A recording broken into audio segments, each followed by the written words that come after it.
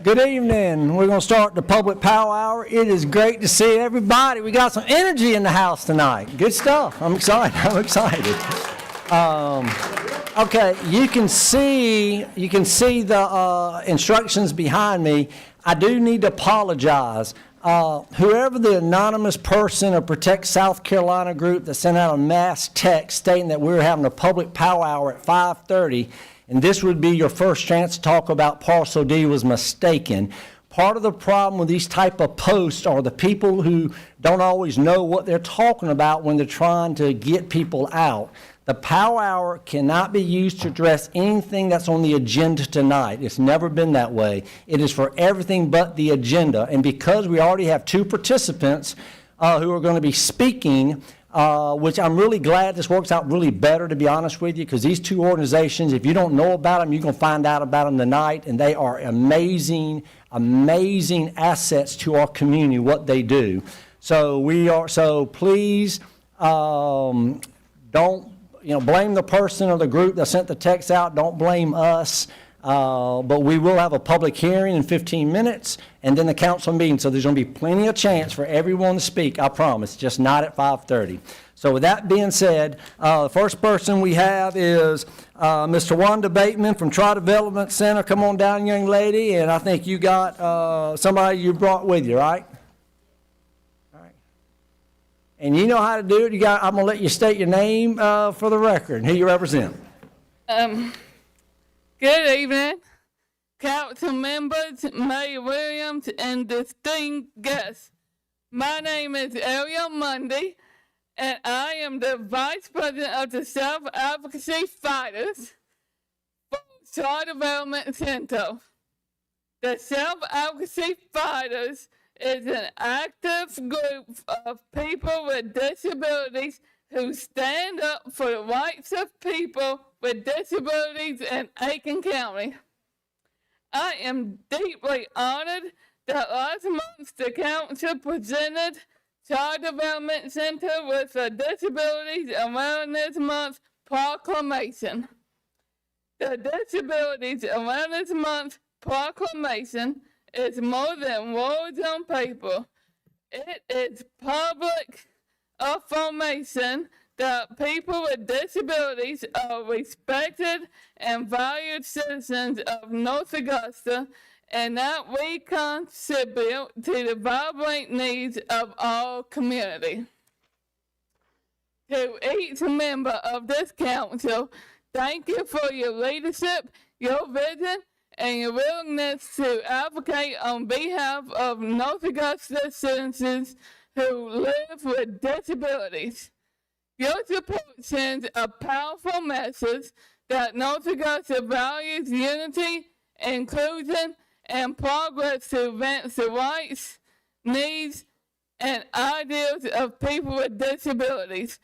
On behalf of our Executive Director, Heather Waddell, and Child Development Center, I would like to present you with a cookie tray made by the Busy Bakers.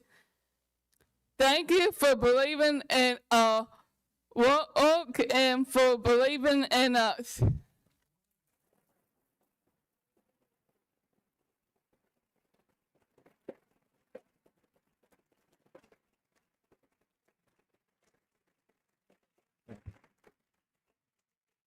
Even though that gift's probably value less than $20, I will be reporting on my South Carolina ethics, just to let you know.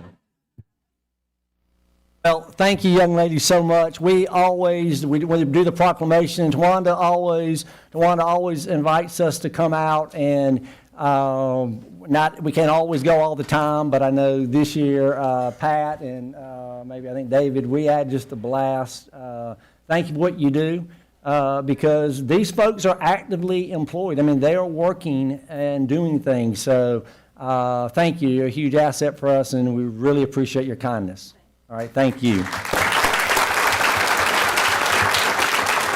And then one of our dear friends, Ms. Margaret Key, Executive Director of the Aiken Center, she's going to introduce some folks and tell about a new program that I know she's about as excited as we are to get started. Absolutely. Thank you so much. Again, Margaret Key here in North Augusta. I have with me our Aiken County Opioid Prevention and Abatement Coordinator here, Rebecca Summer, and our Recovery Services Manager at Aiken Center, Tina Lewandowski. And I'm going to be bringing up in just a second a very special person, yet to be named, unveiled. Again, I'm going to speak for 2 minutes, and the last 2 minutes are going to be a guy named Chad, who I can't wait to introduce. We are making good progress on our partnership with the City of North Augusta with the opioid settlement money, and are excited to say that beginning May the 12th, we will have a full-time certified peer support specialist right here embedded in the Department of Social Services at the BTC building and the Hartzog Center, the Aiken-Barnwell Mental Health Satellite here in North Augusta to serve North Augusta families who have substance use disorders, addictions, and all of those things that come with that. And the treatment offerings, we're looking trying to hire a counselor. We have 2 more interviews next week, but we have the office space set up. We've got a certified peer support specialist, great staff. And actually, you're not going to believe it, that I'm actually going to stop talking, and I'm going to bring up Chad Scanlon, who is just going to be wonderful. He met with Chief the other day and going to be working with public safety and those other community service agencies and available to everyone. Chad, this is a miracle that I'm actually turning the microphone over this soon. Come on up. Hello, my name is Chad Scanlon. I'm a person in long-term recovery from substance use disorder, which means that for the last 18 years, I have not found it necessary to use a drug or drink alcohol. Many of these last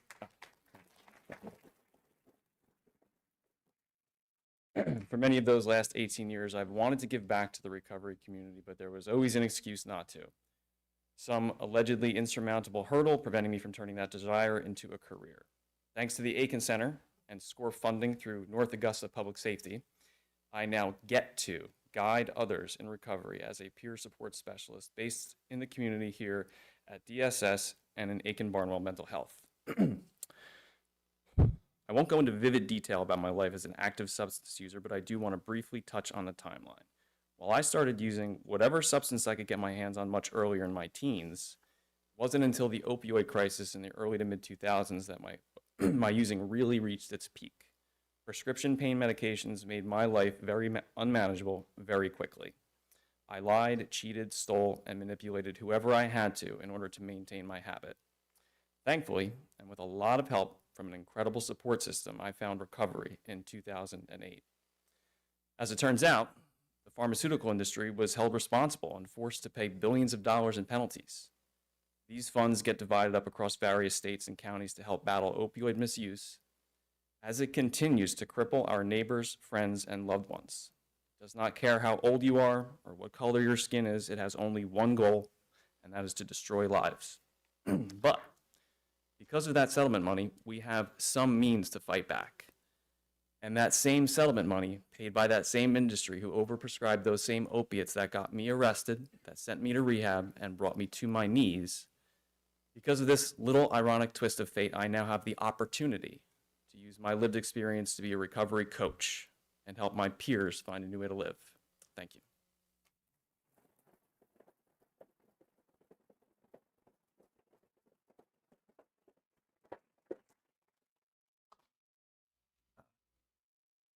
I'm trying to think how many years, I've said many times, when the Aiken Center hired Margaret Key to be their executive director, probably was the best decision they've ever made.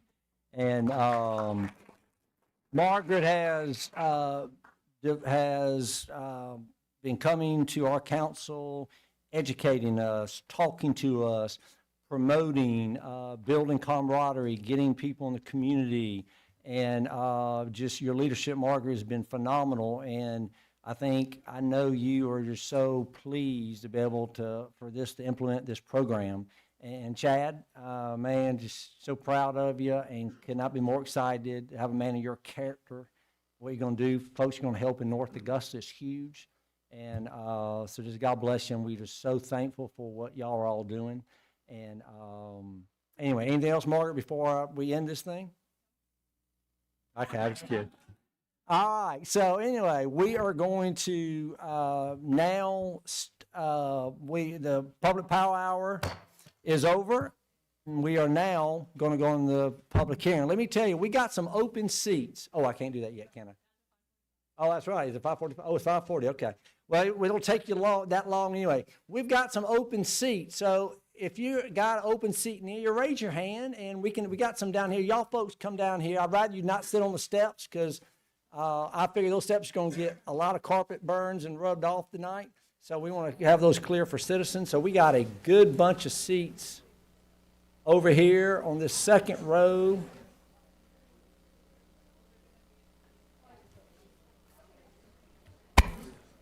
All right, one down.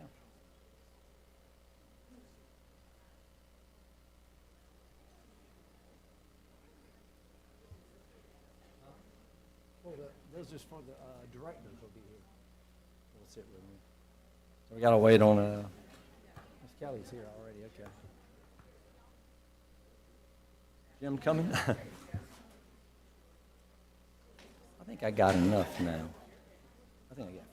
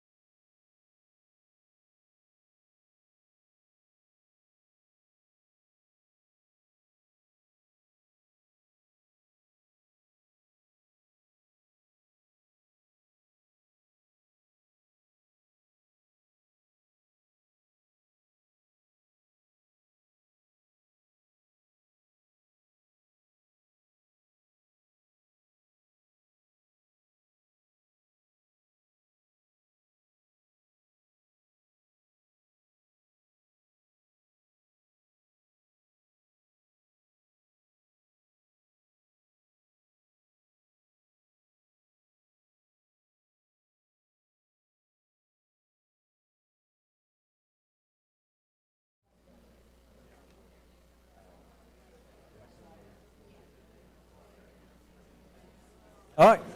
You good, Jim? Ricky? Okay. Good evening. I'd like to call the proposed Fifth Amendment to the Master Development Agreement public hearing on April the 20th, 2026 to order.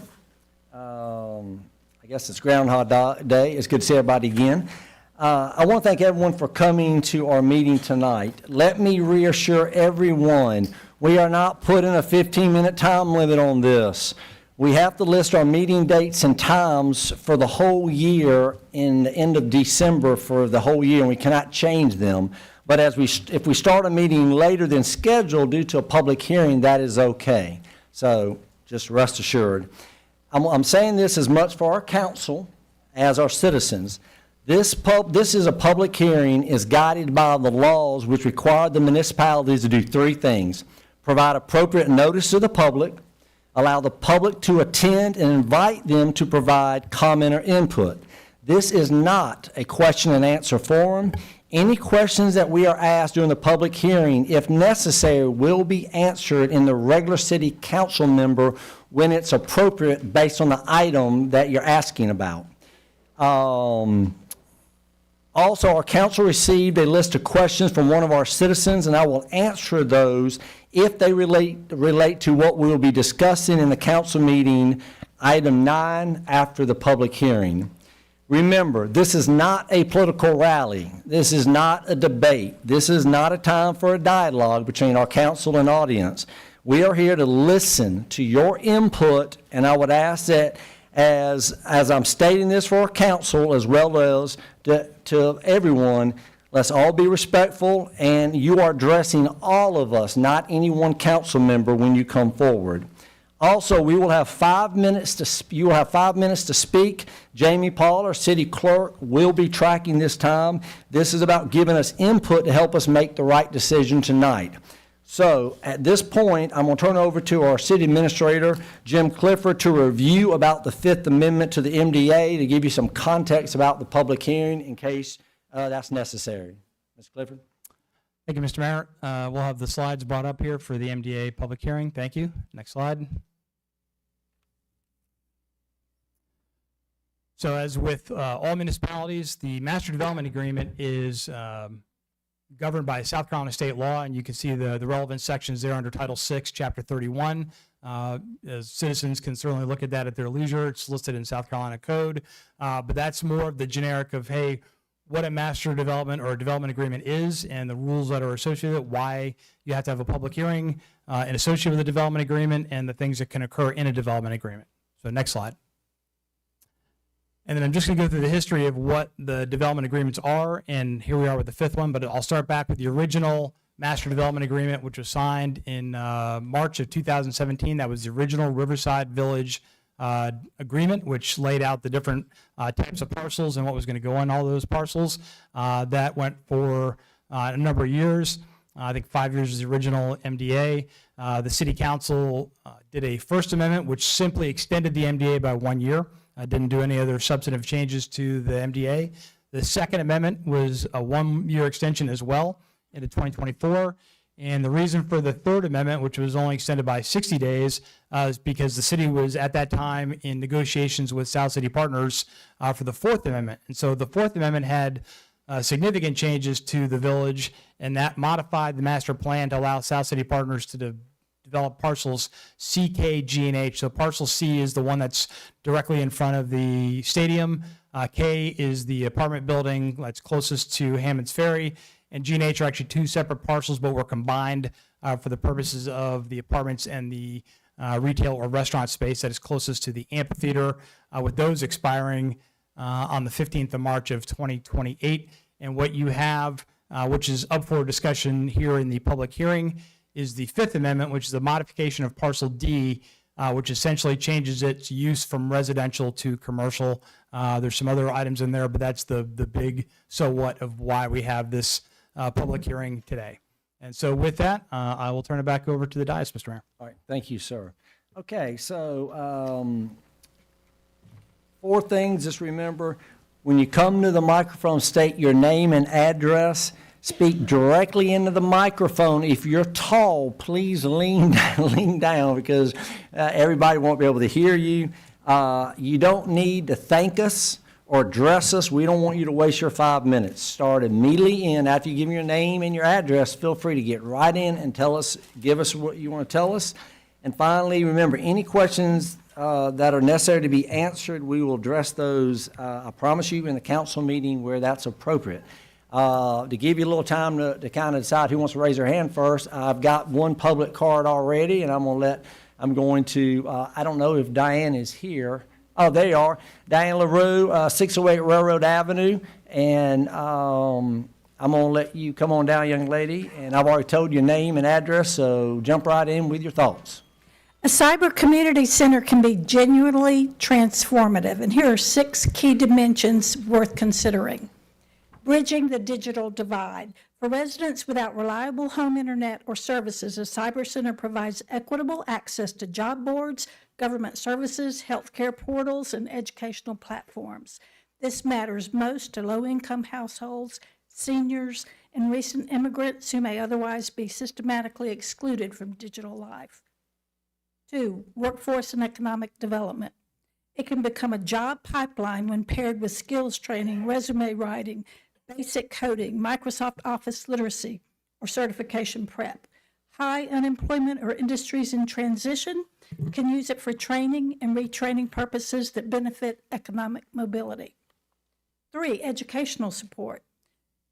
Students without home internet face a real homework gap.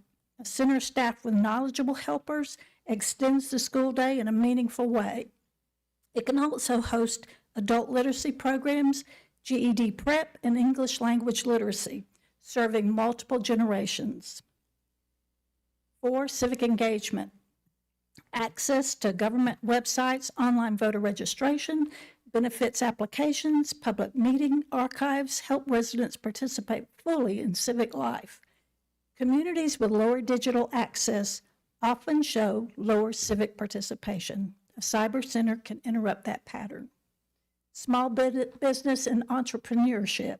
Micro entrepreneurs like food vendors, freelancers, crafters often need document creation, accounting tools, or e-commerce setup, but can't afford dedicated equipment. A center gives them infrastructure without the overhead. Social connection and mental health. For isolated residents, seniors, people with disabilities, and community members, a cyber center offers both internet access and a physical gathering place. The social dimension shouldn't be underestimated. Loneliness is a genuine public health concern. These benefits don't come without challenges. Sustainability is the hardest problem. Many centers open with grant funding and close when it runs out. So a realistic operating model, fees, partnerships, municipal support matter from day one. Staffing with people who have both technical knowledge and patience for varied skill levels is also harder than it sounds. And security, protecting users' personal data on shared devices requires deliberate policy. The most successful centers tend to be embedded in trusted community anchors, such as libraries, churches, schools, nonprofits, rather than standalone facilities. They offer programming, not just equipment. Drop-in hours alone underperform centers with structured workshops and consistent staff. A cyber center is most useful when it's conceived not as a room full of computers, but as a community-facing service with real staffing, programming, and a sustainability plan. So my concern as an engaged citizen is that I have not heard any of the benefits articulated by council other than the use by the public school students, who actually seem to be doing a great job within their own building. Mr. Briatico has expressed concern about the sustainability, which gives me pause. At last week's study session, the mayor himself opined, and rightly so, on the great partnership the rec center has established with seniors. In fact, he stated that a physical facility was not necessary to provide support for seniors. Ms. Carpenter openly expressed her limited understanding of the benefits of a cyber center, expressly identifying her source of expertise as Mr. Clifford when it comes to this matter. Mr. Clifford, at the Planning Commission session, when asked about other suitable sites, particularly the old police station, indicated that they didn't want that site. I'm not sure who "they" is, but it should be the citizens of North Augusta. Diane, you have about 7 minutes, so finish up real quick if you don't mind. It appears to me that council, in a rush to meet a grant deadline, has missed the opportunity to adequately immerse themselves into crafting a vision for a standalone cyber center with no clearly articulated plans for partnership within the community. I urge council to clear their calendars, secure a knowledgeable facilitator, and postpone this vote until they do the hard work of securing partnerships among community members invested in generating a genuinely sustainable plan for a community cyber center. Thank you, Diane. Who's next? Sandy Zanko has her hand up. Come on down, young lady. You can get out.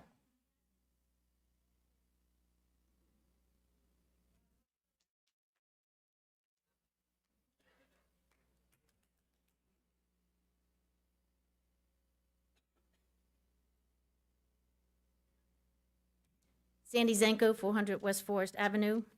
And I apologize, I write better than I can speak, so bear with me. I spend a great deal of time at Brick Pond, not just walking, but observing. In the early morning hours, I'm getting emotional.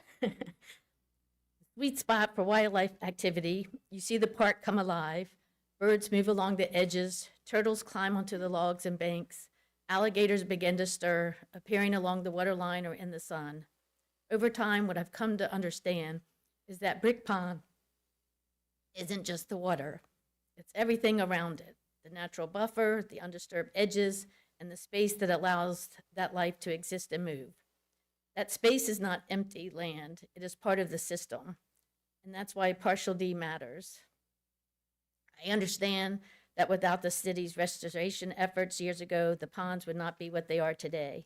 I also understand that Brick Pond is not going anywhere. But what I'm here to ask is that we also recognize what this place has become to many. It has become a gem in our city. It has become a place where people come to walk, observe wildlife, and connect with nature in a way that is increasingly rare. For many, that includes not just the ponds themselves, but the surrounding areas that give the space its character and function. My concern is not about growth itself. It is about how we are making decisions in this moment. Over the past several weeks, I have taken the time to ask questions and listen. What I found is that there are still pieces of information that are either incomplete, not yet available, or not clearly understood publicly. There is not yet a clearly defined final plan. There is not a current site-specific analysis available to the public. And not all the information guiding these decisions is in a form the community can fully understand. That does not mean anyone is doing anything wrong, but it does mean we are not operating from a fully shared understanding yet.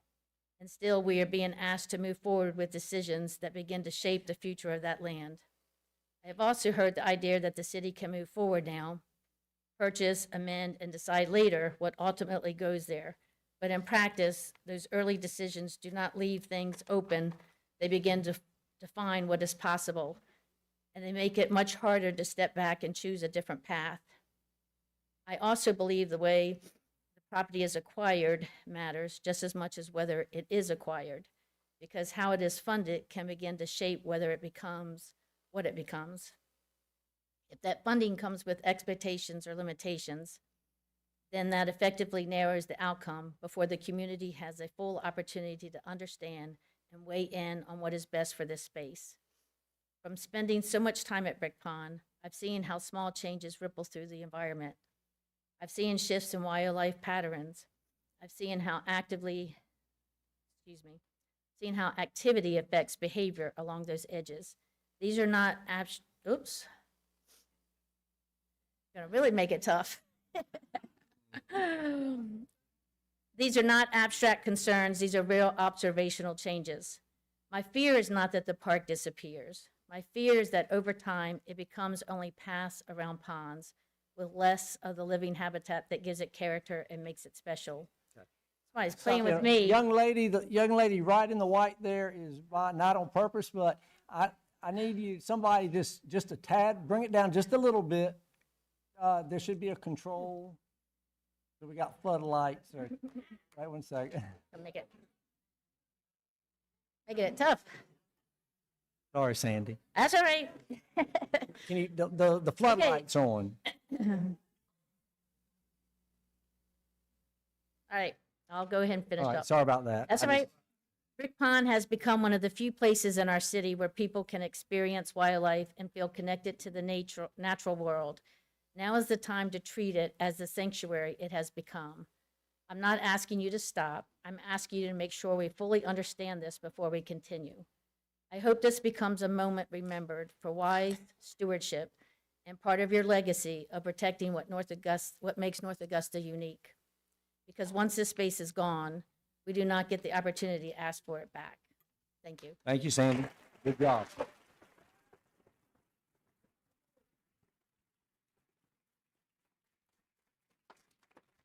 Who we got next? Come on down. Somebody's got to raise their hand. Mr. Lardy, come on down, sir. I didn't see you hiding up there.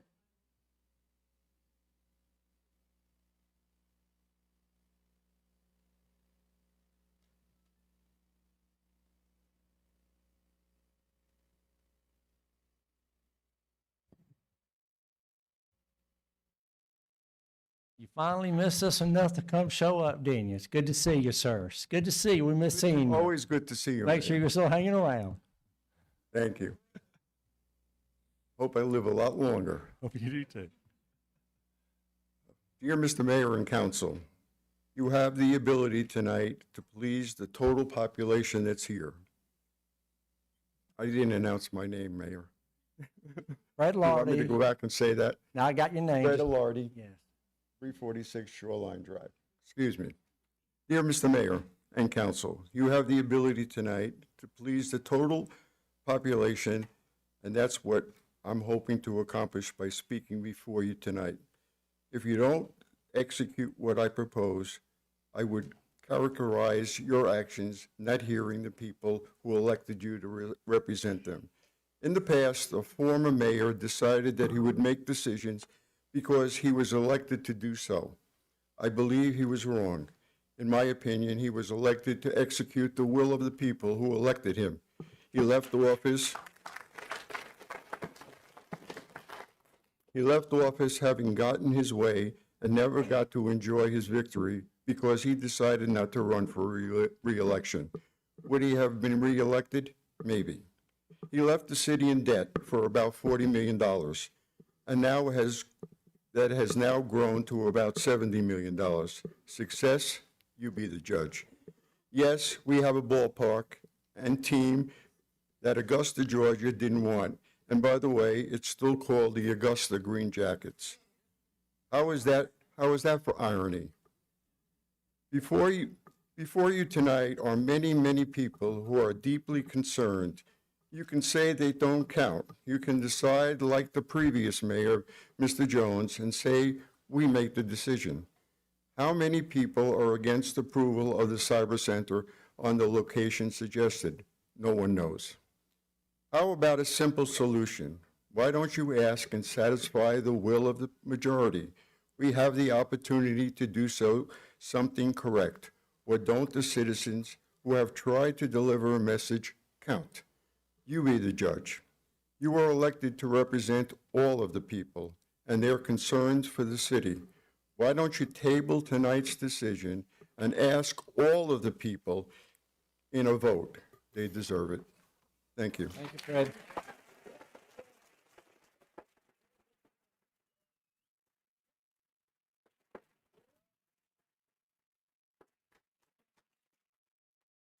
Yes, ma'am, come on down.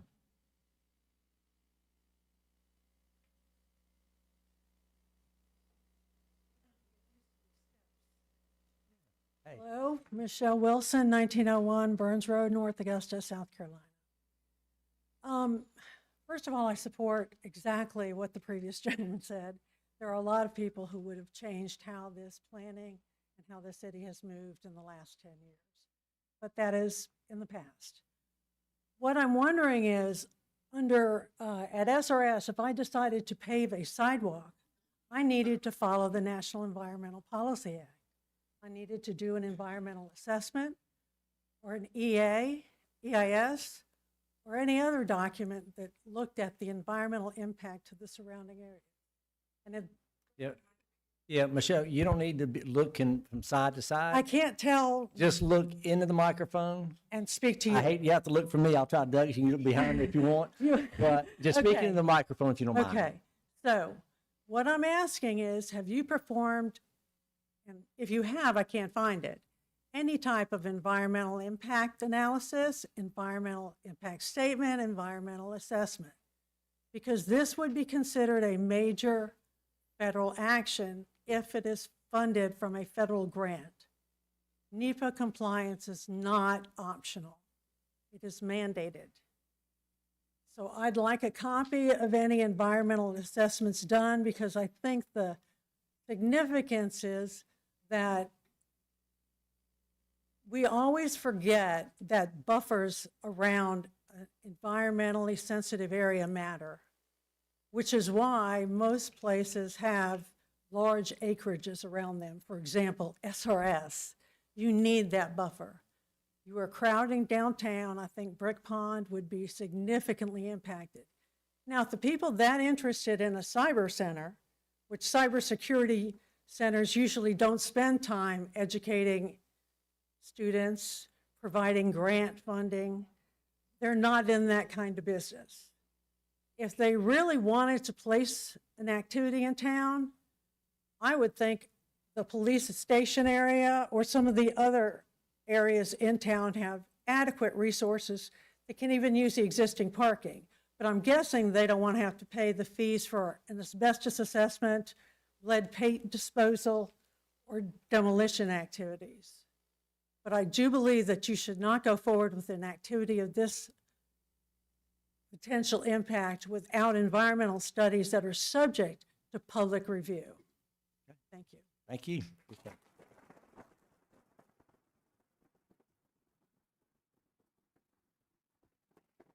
Yes, ma'am, come on down. I like the way y'all are doing that. You're moving to the front, doing the top, come down. That's good. I like that. It's a good system. Amanda Acree, 1903 Burns Road. We're a tag team. Michelle comes from a whole nother direction than I do. I moved over here. I am your Augusta transplant. Okay. So excited for North Augusta. I was talking about how wonderful the direction that North Augusta is going. Husband worked for 35 years with the city of Augusta. Not dogging them, but things just kept going and more. Sorry, no other word for it, in toilet bowl. To me, this would be such a detriment. I mean, can you open your eyes to the lovely area that y'all about to plop a building on and hurt so many community members with some ugly, probably some squared off building? And you know I come from a design point of view, and very passionate about it too, because we build another ugly building in North Augusta. I don't know what you got.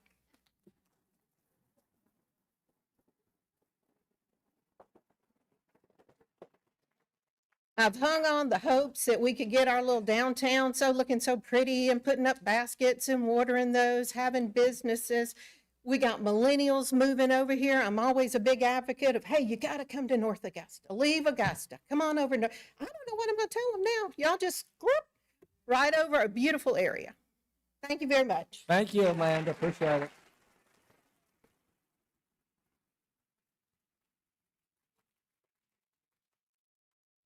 Who we got next? Yes. Yes, come on down. I didn't see you there, Chris.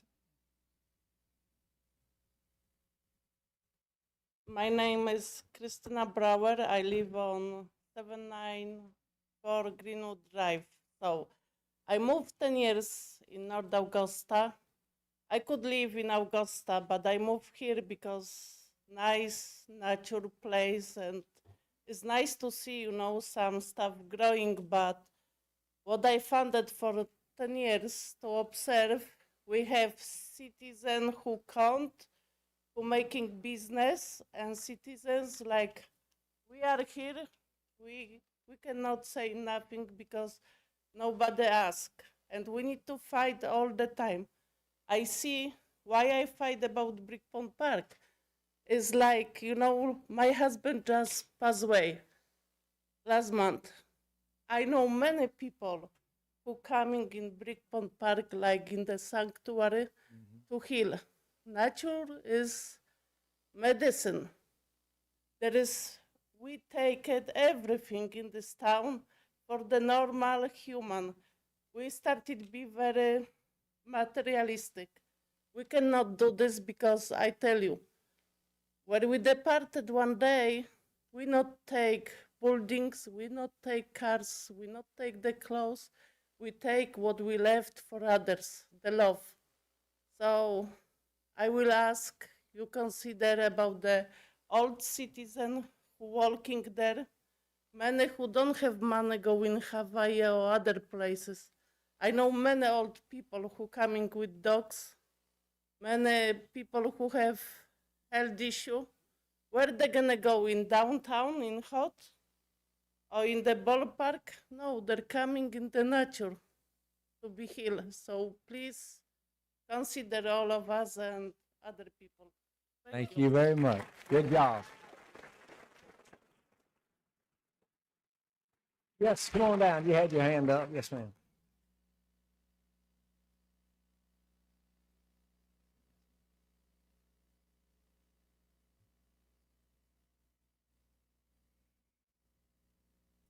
Hi, am I doing this right? You're going to really need to lean down because you have a calm voice, which is very nice, but I want everybody to hear you.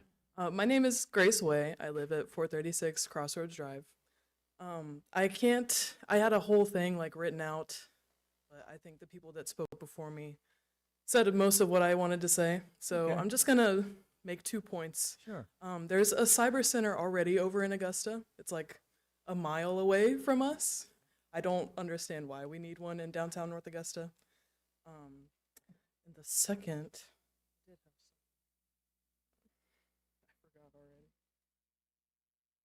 Oh yes, the clubhouse building. It's almost entirely vacant, and I don't see any reason why a cyber center in North Augusta, of all places, wouldn't be too. And yeah, that was pretty much it. Great thing. Thank you.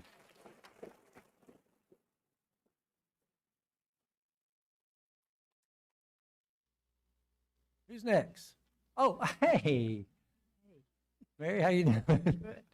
Snuck up there on me. Okay, I'll stand up a little. Mary Pettit, You can 70. turn it toward you, Mary. You don't have to, yeah. I mean, you can Oh, move it. I okay. just, Thank you. 70 Fulton Street. I've talked to a couple people who have explained to me the need for the city to produce revenue from a structure on parcel D. And I get it, and I understand it. And I think it's going to happen, that a structure is going to be built there. And I don't want to argue that. However, I and many others are still concerned about the impact on Brick Pond Park, our urban wetlands, and the encroachment of yet another brick and mortar structure. So may I offer a compromise that would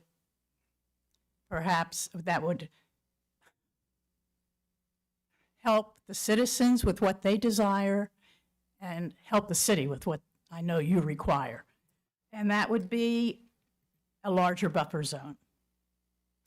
Rather than the required 30 feet of 50 plus buffer zone, that would, when the architectural design is made for the building and for the area, that there could be a natural walking path and perhaps a natural park small park back there, that could still be, that could be incorporated with the rest of the walking paths around the ponds. So that's my suggestion, and I hope you'll consider it. Very Thank good. you. Thank you. Good job.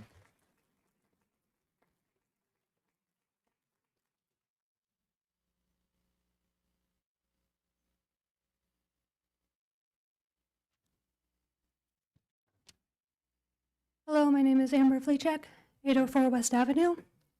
I also want to talk about parcel D, not as a currently blank spot on a map, but as a choice about our future. Because this is not a zoning question, it's a risk question, it's a health question, and it's a responsibility question. I remember hearing videos of the dams cracking during Hurricane Helene, the thunderous sounds of danger straight up in Lexington, and we live in an area that by all local historical accounts is prone to flooding. It is known for flooding. That's why they told us in elementary school that North Augusta even got founded, because Augusta kept flooding. So when we talk about this development, we're not guessing about danger, we're choosing whether or not we want to acknowledge it. If parcels D developed into buildings and hard surfaces, we reduce the land's ability to absorb water. We shrink this buffer between stormwater and people's homes. And when the next so-called unprecedented storm hits, like it has every storm season this year, we're going to act surprised, even though this outcome will be entirely predictable and its risks mitigable. That's what I mean by responsibility. When this floods, not if, when, who's going to be responsible? Are we going to say that we didn't know when we do know these risks? Will we say it was unavoidable when this is something that we're choosing right now? People are going to ask who approved it, and your names are going to be the ones remembered. If this is about money, FEMA's own data shows that natural disaster mitigation saves $7 for every $1 spent. 7 to 1. That means green space is not just pretty, it's flood infrastructure. The trees slow rainfall, it prevents erosion. Every acre of green space that we preserve is a piece of insurance that we do not have to beg for later. And if I have to remind anyone how low FEMA funds are, how our people are still suffering from the effects of Helene to this day. So the idea that we can fix it later is a fantasy. This cost isn't going to be theoretical. It's going to be emergency services. It's going to be insurance hikes for the entire city. It will be future tax dollars. It will be families displaced, livelihoods disrupted for a building that may or may not be occupied in 5 years, because by all accounts, the Cyber Center in Augusta is not heavily occupied most of the time. That's not growth, that's debt for our children and our children's children disguised as development. Now, let's talk about what this gives us in return. I did send an email about 4 or 5 weeks ago. Urban green space reduces violent crime and interpersonal conflict. It improves community cohesion. It reduces social isolation, especially for seniors. And as an OT who works in North Augusta, that's something that our seniors really need, is just places that they can be outside safely and green. It improves the perception of safety and belonging. And mentally, it reduces depression, anxiety, and stress. It improves mood, improves cognitive function, and even shows positive behavior changes in people with dementia. Physically, they lower our heart rates, they increase our physical activity, they reduce mortality, they improve outcomes for our cancer patients, they increase birth rates in marginalized communities. These benefits are not tied to age, gender, or ethnicity. These are universal benefits. So it's about the money. The answer is, yeah, it is. It pays us back in safety, health, and avoiding disaster costs. And Parcel D is uniquely positioned to help us serve this role. It's already in a vulnerable area. It already functions as part of a buffer, and keeping it green space would strengthen the entire area, not just aesthetically, but structurally, which has not lost economic value. It's just diversified into our future. And we live in a time of intensely limited foresight for the sake of short-term gain. And I just want y'all to think about your long term. What's going to be your legacy at the end of the day? Officials are meant to represent the voice of the people, and the people are saying, protect our town, protect our future, protect this land that protects us. Parcel D should not be another gamble against us. It should be a buffer, if we can, a park, a safeguard, a statement that North Augusta values long-term survival over short-term profit. Green space is fiscally responsible, socially beneficial, physically protective, and mentally healing. Building over it won't cause flooding immediately, but does our city deserve minimum standard thinking, or do we deserve future-oriented thinking? Are our children going to be picking up the bill, or worse, paying with the livelihood of our decisions that we're making right now? And in case you would like to read my sources, again, I sent an email about 4.5 weeks back that have sources for all the benefits of green space. Thank you. Thank you, Amber.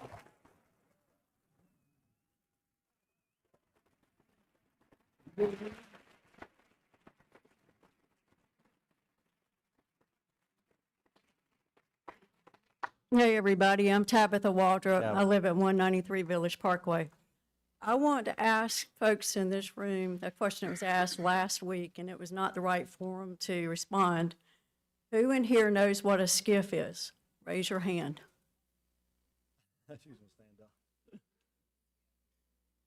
Thank you. For those that don't know, a skiff is a hardened room inside of a building. It's called a Special Compartmentalized Information Facility. It requires a top secret SCI, or Special Compartmentalized Information clearance, to step foot into it normally if you're going to do any work in there. And we're talking about we might want to put a building with a skiff across from SRP Park where families gather. How many games do we have? 70 games a year or something? I've stepped foot inside of a skiff. I've worked in a skiff. And I'm going to tell you something. I don't have kids, and I don't have grandkids. But I would certainly not build a building with a skiff beside a baseball park in today's day and time with the amount of crazy ideas walking our streets every day. So I have a completely different concern, and this isn't a question that was sent to y'all.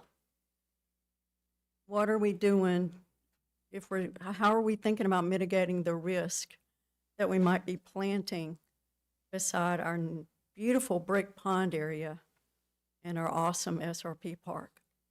Just something to think about. Thank you, Tabitha. Thank you, Tabitha.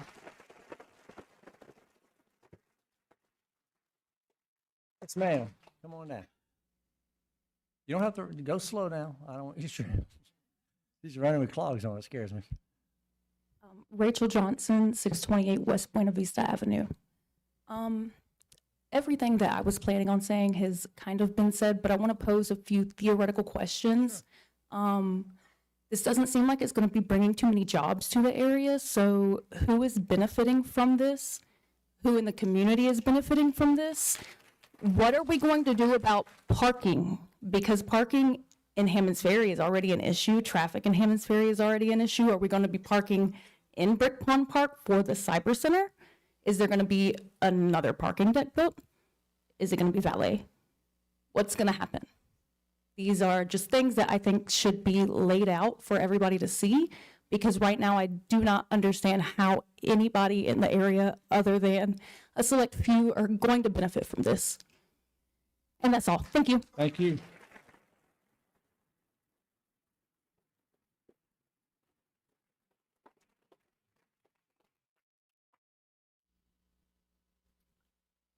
Tyler, come on down, buddy. Tyler Gallus, 71 Center Street. Just a couple questions I haven't heard answered. So this is all about the 0.8 acres of land. So I haven't heard a true valuation of that parcel itself. I feel like a misnomer is that $5 million price tag. I think that's mostly for the parking deck. I'm for the Cyber Center. Diane just educated me a whole bunch, so I appreciate her presentation. I think that'd be a excellent thing to have. I just don't think that's the right location for it. So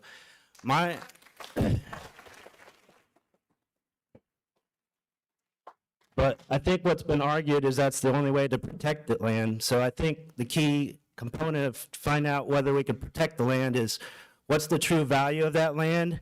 And my own guesstimates, it's 100 to 200,000 just by looking at the tax record and just asking a couple realtors. But 100 to 200,000 is something that the city could get a grant for. I did reach out to, what's it called, Aiken County Land Conservatory. I encourage the city to reach out to them. They're posting grants weekly about, my two favorite places to walk my dogs are Langley Pond Park and Brick Pond Park. And they just did a wonderful land preservation at Langley Pond. I just don't know why we can't look into grants to preserve that land. I think we can have two wins here, preserve the land and get the cyber center. Very good. Thank you, Tyler.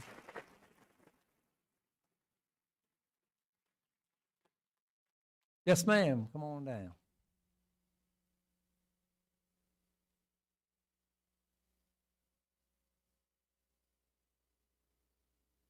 Hi, I am Patty Bushelon, and I have recently become a citizen inside the streets of North Augusta. Nice to have you with us. And my question becomes, it's residential versus commercial. I agree with wanting to keep the green as green. But my question becomes, how do you protect it whichever way you go? That's the alternative I want to propose is, what's the solution for keeping it green and finding another place for the cyber center, which we have plenty of places to go in North Augusta, but it's commercial versus residential. To be able to keep that parcel completely green and available as it should be, what is it designated as? Because residential will do the same thing as commercial. You're gonna have buildings there. So to keep it green, what's the solution there?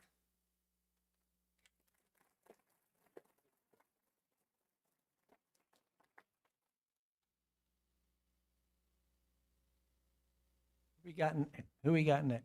Yes, ma'am. Come on down.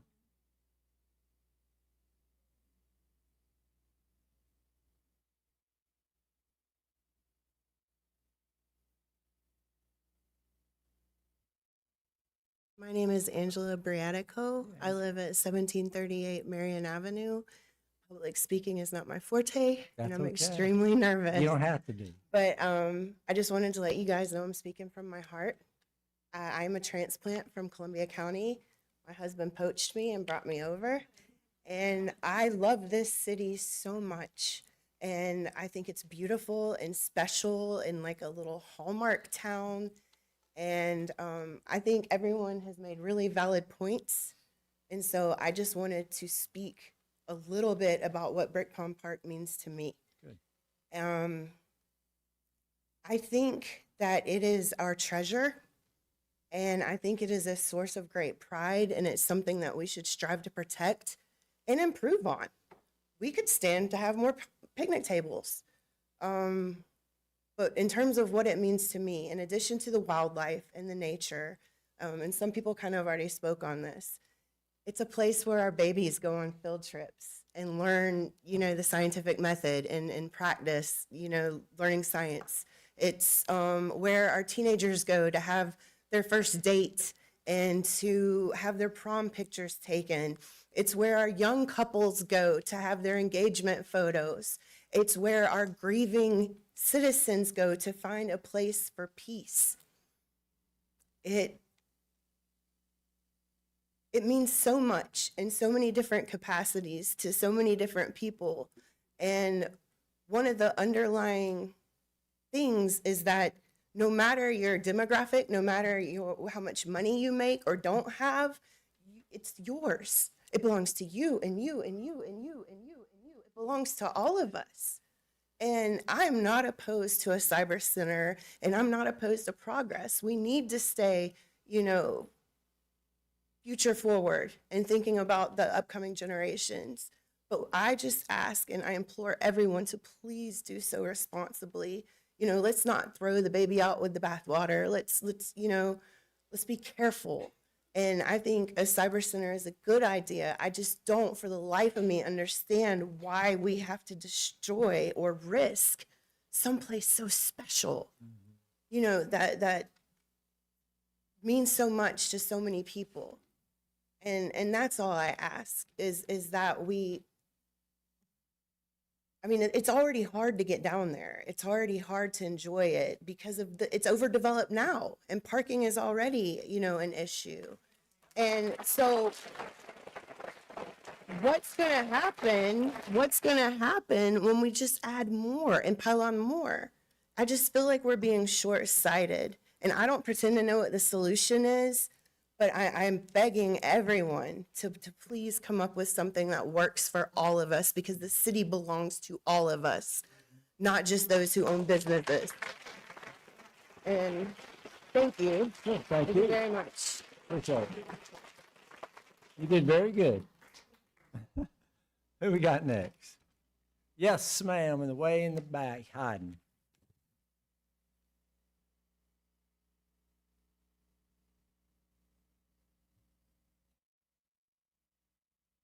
Hi, my name is Paige Davis, and I live at 351 Expedition Drive.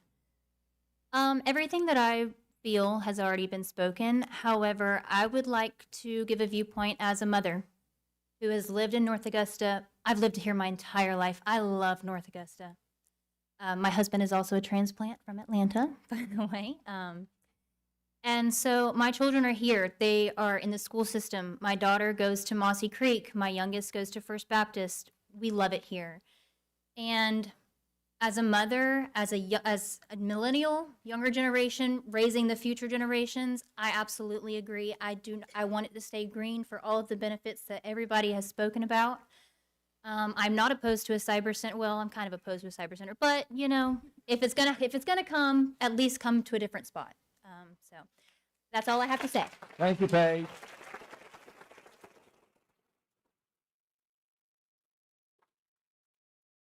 Yes, ma'am, way in the back there.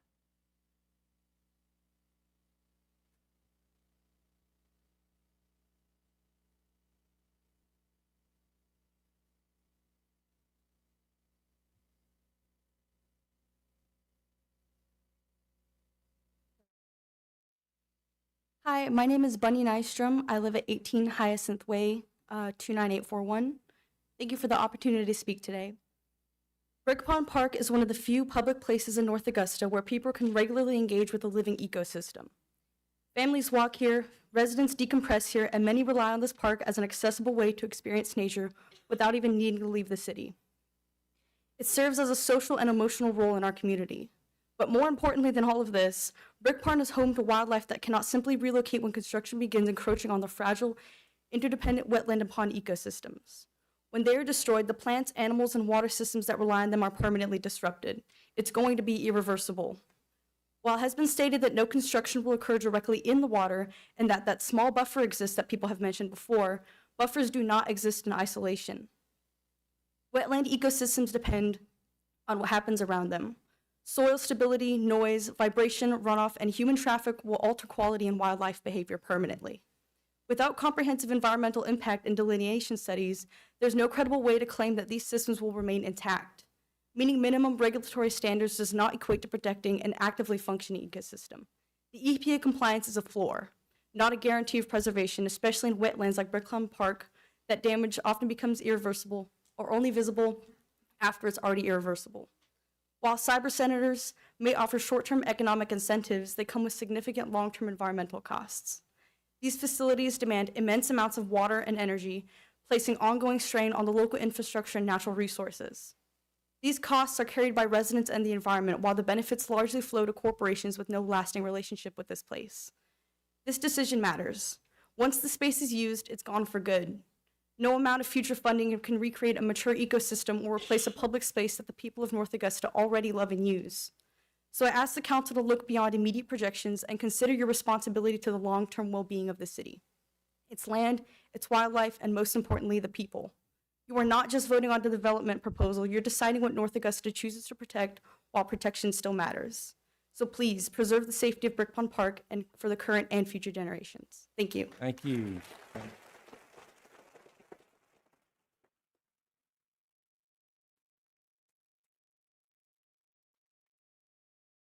Who we got? Yes, ma'am. Oh, okay. You're next. Go ahead, Tom. I'm Tom Roberts. I live at 1848 Bowling Road. I hope we can see a roster of how the votes go from the council on this matter, particularly with elections coming up. We do every I think year. it's very important. We do that every time. Okay. I think a lot of people are riled up about this. I think it's very important that you all are aware of that. Thank you. All right.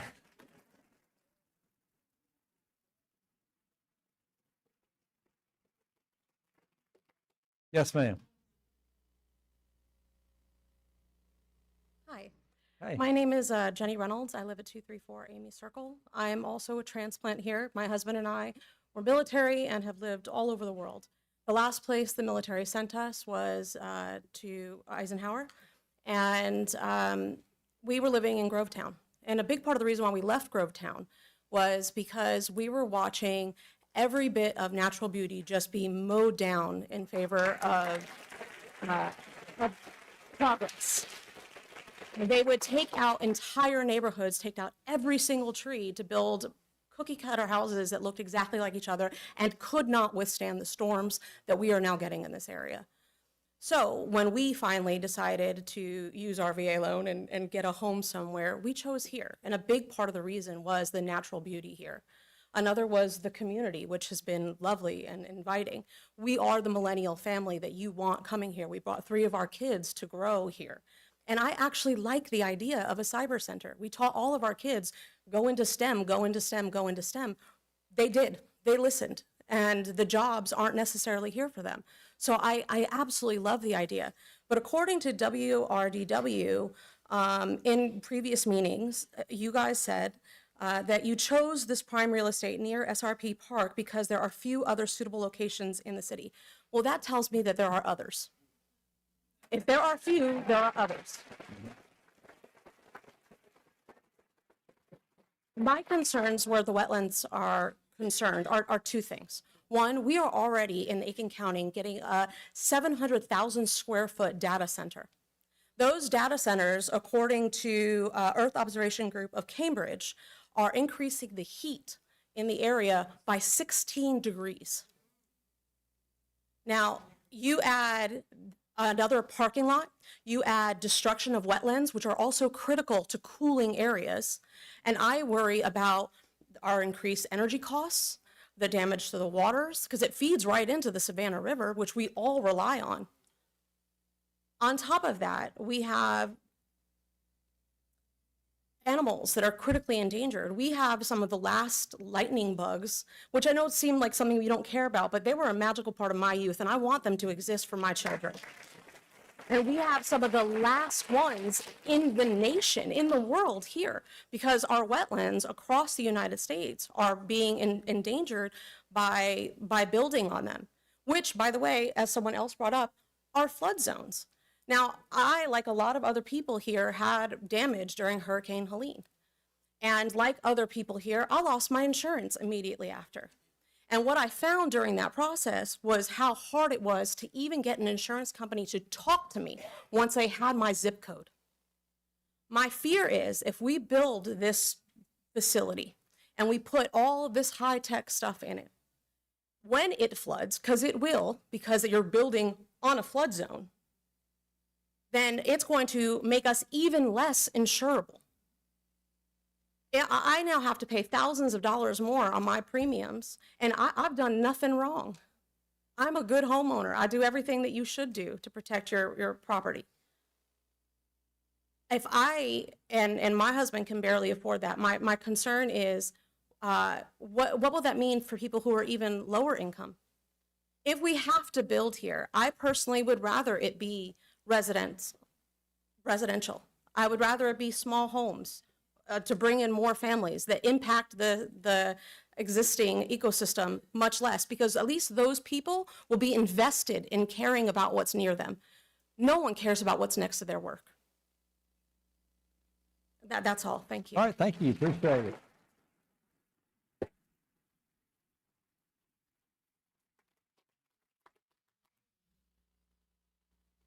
Who we got next? Well, oh, come on down. Yeah, I didn't see you.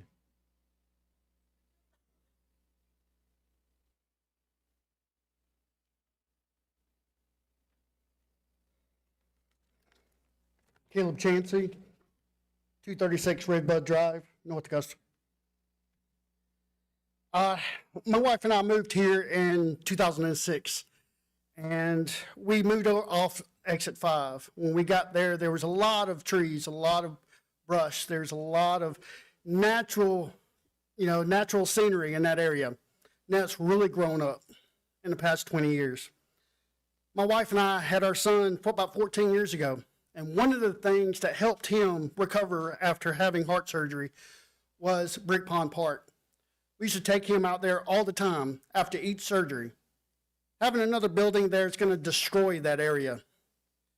I walked that parcel a few days ago, and there's at least a 5 to 6 foot drop down in that area. There's a big old tube in there that you can see where the water runs out from. Now, talking about flooding, it's really going to flood in that area. It takes up a lot of energy in that area. It's not about should we have a cyber center. It's about where we should have a cyber center. It's about finding the right location. Parcel D6 sits right next to Brick Pond Park and is a valued area of North Augusta, probably more than any other space in North Augusta. This land had been identified as a green space, a natural buffer that should be protected at all costs.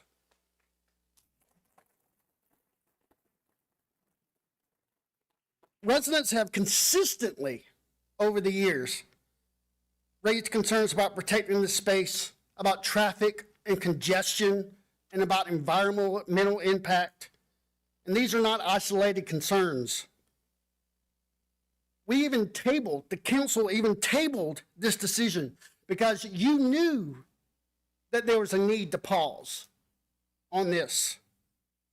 I do not support putting a cyber center on Parcel D at all, but I do support putting it in another place, like the old police building, city building, any other place around this area that we can put it, just not on Parcel D. We need an environmental impact survey. From what I hear, that has not been done. Now, excuse me if that's wrong, but in my opinion, I haven't heard a single thing about an environmental impact study at all. Need to conduct a citywide site review for better locations and prioritize existing properties like the old city building, like I just said. Fourth, we need to ensure infrastructure is ready before any approval. And fifth, bring the public into the process early, because from what I've experienced, from what I've seen, we're bringing in the public after a decision has been made or right before a vote is to be done.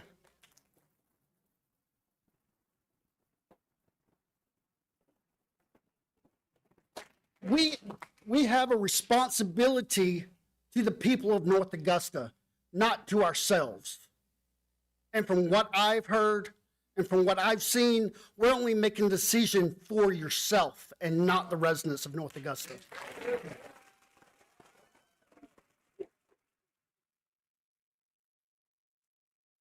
And lastly, I ask you to protect it at any cost. You need to follow a better process and choose a location that not only benefits our families, but a community as a whole. Thank you. Thank you, Caleb.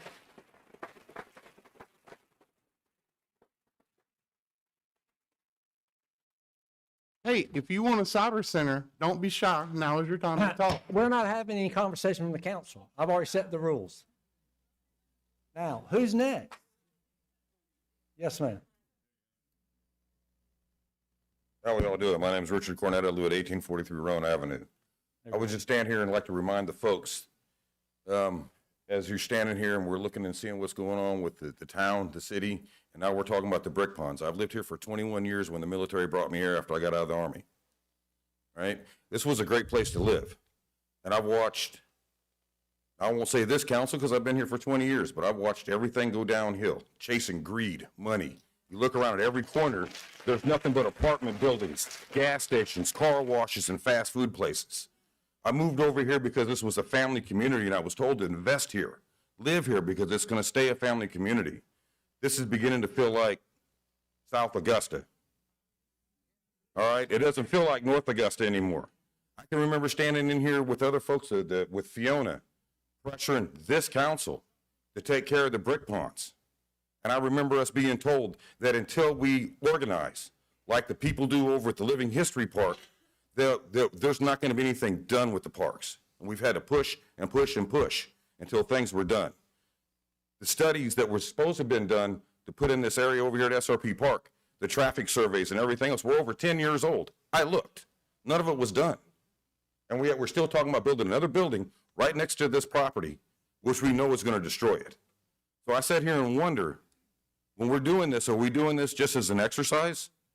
Because I remember when I stood in here 6 months ago and was told, we're not going to do anything with the brick ponds until the town organizes. Well, look, Mayor, we're here.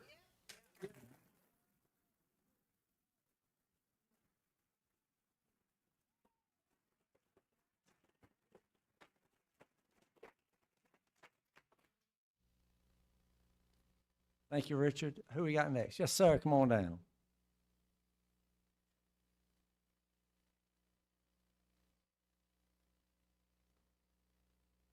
Hello, Patrick Yankee, 609 San Salvador. I just want to thank you all, how communicative you've been on this whole issue. I listen online every week, and you guys tell us everything that's going on, and I love it. Thank you, Patrick. I love Brook Pond too, but from what I understand, this isn't a decision about green space or not. Right now, townhomes are going to go in there, and that would be probably fine, and it's going to bring economic activity. But if the city has an opportunity to take control of that property and probably even build a smaller footprint, we still get economic development. We get people that work there, spend their money here, bring their families down in the evenings, go to the games. But it also probably will have a little more barriers that somebody mentioned earlier to the brick pond. So I think by the city taking control, we actually have a better chance of keeping that area smaller and nicer for the community. So I just encourage you to go ahead and vote for that. Thank you, sir.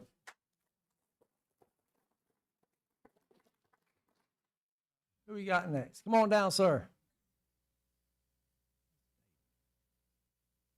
My name is David Dean, 132 Ohio Drive, North Augusta, South Carolina. How you doing, David? I'm doing good. Good to see you, sir. Good seeing you. I missed you Saturday. I don't know if you was down there Saturday. I was. I missed you. I didn't What see time you. did you get down there? I was down there all day. You were? I You didn't hear was me? walking one of the pound You dogs. didn't hear me on stage? I had one of the Northwest pound dogs. I Good. saw David Buck, I saw Dennis, but I didn't see Pat, I didn't see y'all. We had a great turnout down there, a lot of kids, a lot of adults, a lot of handicapped people. And I noticed, we don't have handicapped spots down there for nobody to park unless they in the parking deck or by the Mexican restaurant or one over there on the other side of the parking deck. But we built golf cart decks where the Project D is supposed to be. What happened to the parking deck? I mean, what happened to the handicap spots? We don't have handicap spots down there no more. We're talking about building. We came to take care of the seniors in this community. My sister came down there and she paid $20 to have somebody to park her vehicle. $20. Handicap. A handicap shouldn't have to pay a dime to park in a public area.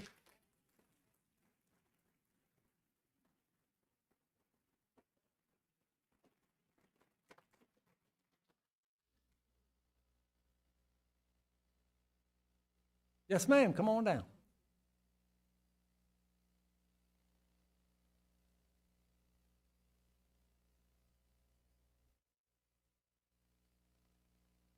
My name is Joyce Waugh, and I live in Hammond's Ferry, 615 Arrington Drive.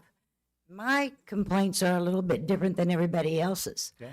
I support the brick pond, but I'm opposed to all the money you're spending. You took all the parking garages and given them to apartments and allowed them to build down there with no parking. And the last week when I was here, you want $5 million to buy another parking garage because you gave the space away already. And my taxes in North Augusta City and Aiken County are more than my South Carolina state taxes. So I feel like I'm a contributor financially to everything in this community.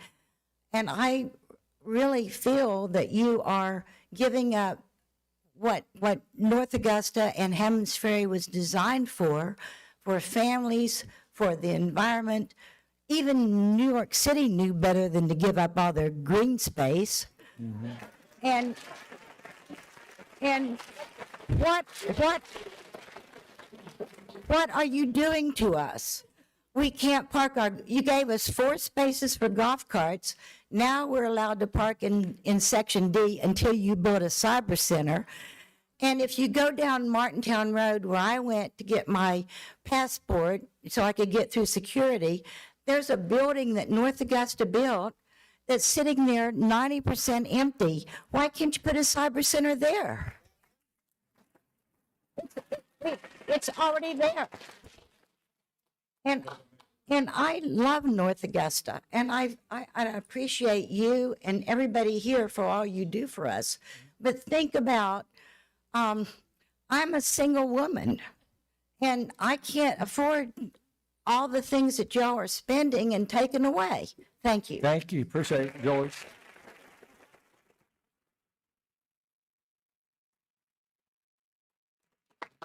Who we got next? Come on now. Yes, ma'am. Come on now.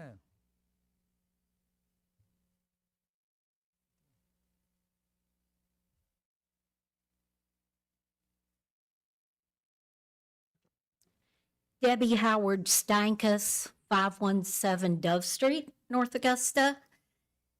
A lot of y'all might think you don't know me, but I was the girl in the late 70s, early 80s, riding a strawberry roan horse from our family farm, pond property on Martintown Road, down to the river.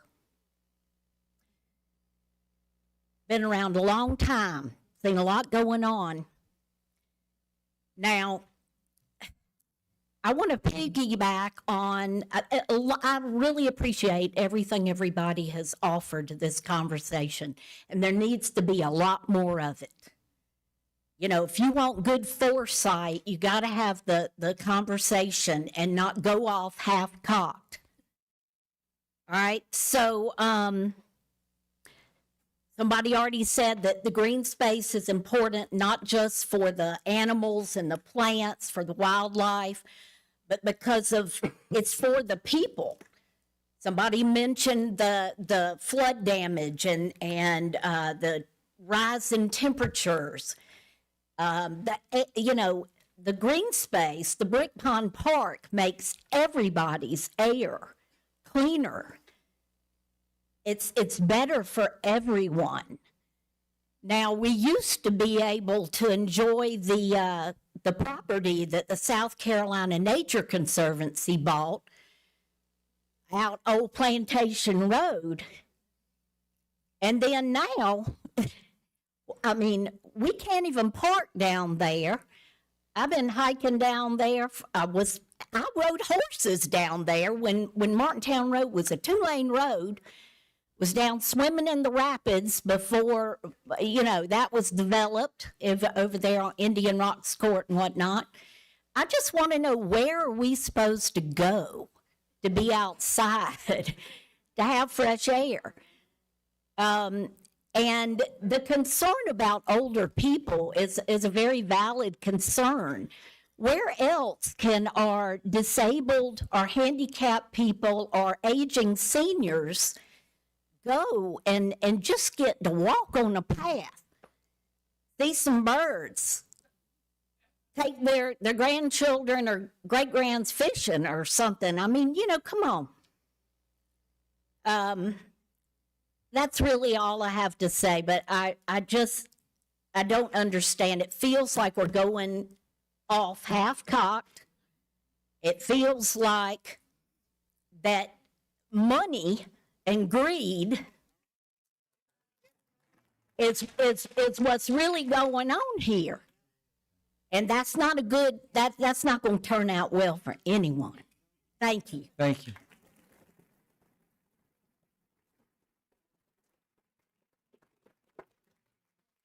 All right. Anybody else got anything new they want to add? This is all good stuff. Come on down. You can do it. I'm embedded in.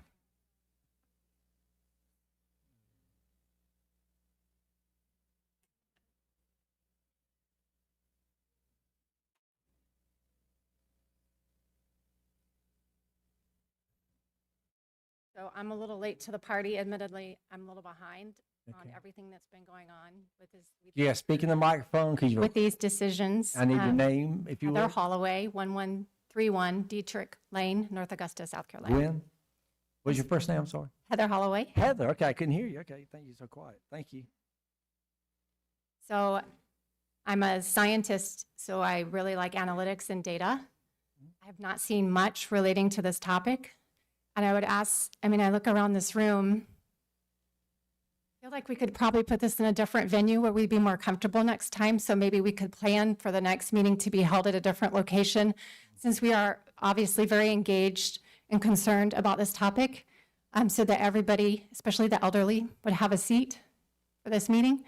But I think we have a lot of questions, and I think for the next forum, it would be nice if you could pull the data together that shows us that you analyzed and determined. I mean, AI was a blip on the radar 2 years ago. Fast forward 2 years, 5 years, 10 years.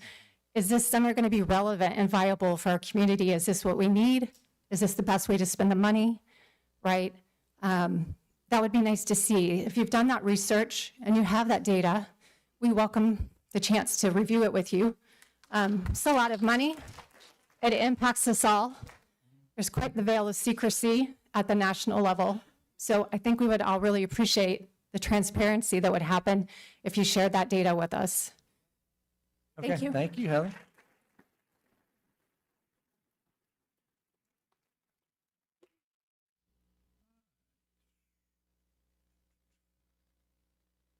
Okay. Anybody else at this point? We still got a meeting after this, so you'll have an opportunity. All right. So let me just kind of wrap this up by saying, Diane LaRue, thank you for what you shared. I appreciate the positive that you shared of what could come from a cyber building, and then the concerns you have, and then we go with the lights again. You can't lean up against the wall there. Sandy Zanko, always so passionate about the parks, the ponds. Thank you for sharing. Fred Lardy, hear what you're saying about tabling it and what we can do to please the whole population by not making a decision. Michelle Wilson, your question will be answered when we in the city council meeting from our city administrator about the environmental impact study. So very good question there. So we'll talk. That will come out. We'll answer your question there. Amanda, thank you being transferred from Augusta. We appreciate you sharing the concern about an ugly building next to the pond and what that may look like. My new dear friend, Keisha, I can't ever say her name, but thank you for loving the ponds and your healing and medicine. Thank you for that. I know. Grace Way, question about the Georgia Cyber Center already in Augusta. Why we need one in North Augusta and the clubhouse? That's a question we can answer. Mary Pettit, thank you for thinking outside the box. The idea of the larger buffer zone, incorporate the path in the building. Very intentional thoughts. Amber Fleece Check, concern about flooding, health benefits, concern about the future risks. Thank you for sharing that. Tabitha Waldrop, I think the question about the skiff will come out. We'll talk about that. Rachel Johnson, thank you for coming up forward. The benefits, we will answer that. I will do that. I'll try to answer that in my own comments at the end. About the parking deck, so I think your questions will be answered. Tyler, your question about the value of parcel D will be answered. Patty Bushline, new citizen, thank you for moving over here. How do we protect anyway? The zoning question you had to change, that's part of what this is, so I think that question will come out. Angela, thank you for sharing what it means to you. I love the way you walk through from young children to to our kids and prom and adults and engagement, all of those things, we know you're very passionate. Thank you for your honesty there. Paige Davis, your viewpoint as a mother, keep it green, very good. Bunny Nystrom, ecosystem, concern about the wetlands, preserve for future generations. Thank you for that. Tom Roberts, yep, I can assure you, when you get elected to the council, there's voting pressure on everything you vote on. Jenny Reynolds, left Grovetown due to beauty being torn down, love STEM.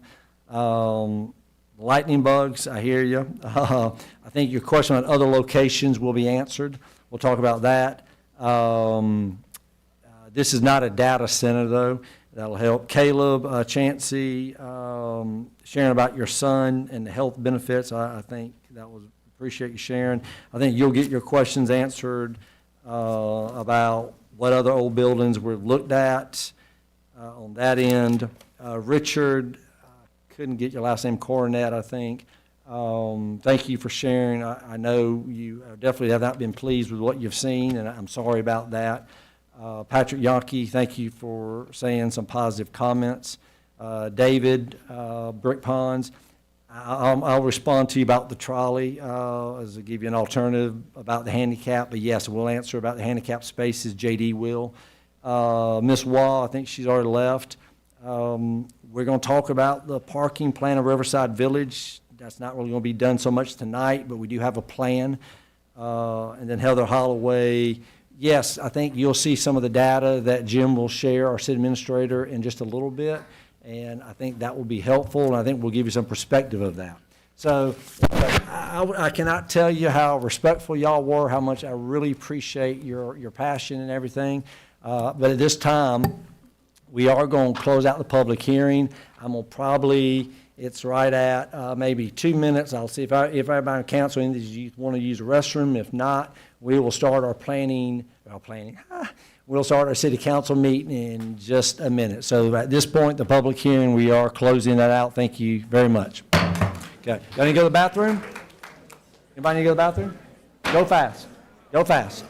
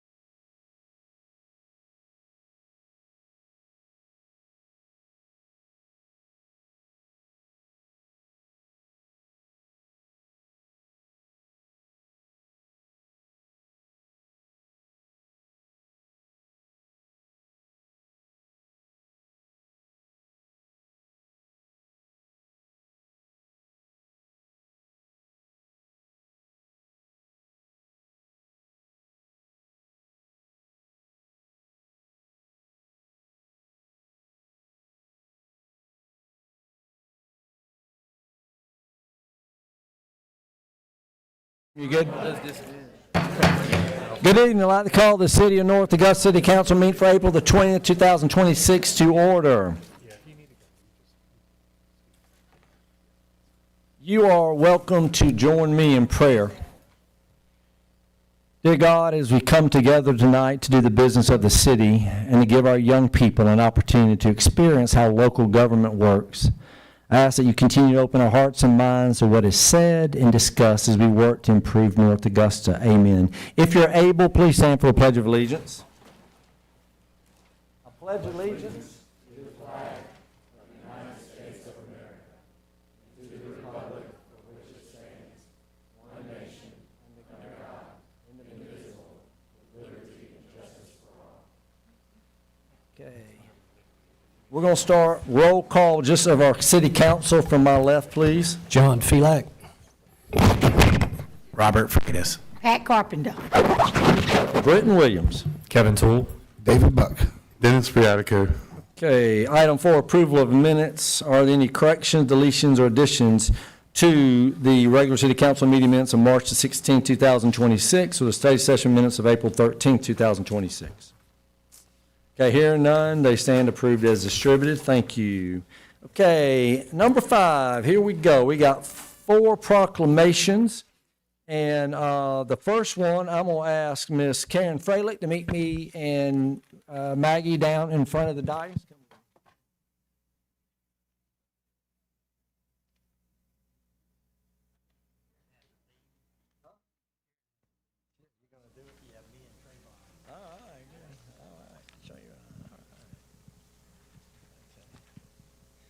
Karen's prettier than you, Rick. All right, this is the National Proclamation for National Tennis Month. Whereas on May the 21st, 1881, the USTA, originally known as the United States National Lawn Tennis Association, was founded in New York City, New York, to create rules and standards for the emerging game of lawn tennis. And whereas the USTA is a nonprofit national governing body for tennis in the United States and leads the promotion and growth of the sport at every level of play, from beginners to professionals at U.S. Open. And whereas the USTA is the largest tennis organization in the world with over 729,000 members from every corner of the country, and whereas USTA proudly partners with local tennis programs to showcase the important health, social, and educational benefit of tennis and make the sport available to everyone regardless of age, environment, condition, or ability through USTA adaptive grants. And whereas the latest research by the Physical Activity Council shows that more than 27.3 million Americans played tennis in 2025, this reflects the 6th consecutive year of growth, with nearly 10 million players added since 2019. And whereas by increasing the accessibility of tennis for citizens of North Augusta, South Carolina, all ages and ability, the USTA has contributed to making our community happier and healthier. And whereas the USTA has declared the month of May as National Tennis Month to encourage players, organizations, facilities, retailers, tennis manufacturers, and more to promote local programs and activities at parks and facilities to showcase tennis and spread the word about the sport and its benefits, and to help players and non-players alike find courts and play opportunities in their communities. Now, therefore, I, Britton S. Williams, Mayor of the great city of North Augusta, do hereby proclaim May 2026 as National Tennis Month. Rick, I'm going to have you, if you would just tell a little bit about our city council invested, I thought, well-earned money to redo all the tennis courts. We have an amazing tennis population in North Augusta, very passionate, and Karen Freilich has been up here about every year that I can think, and she's been a very ardent supporter of tennis. So anything you want to share about the new tennis court? Sure. Well, first of all, we appreciate this proclamation. Karen was with us for a while, but had to leave for a tennis lesson. Imagine that.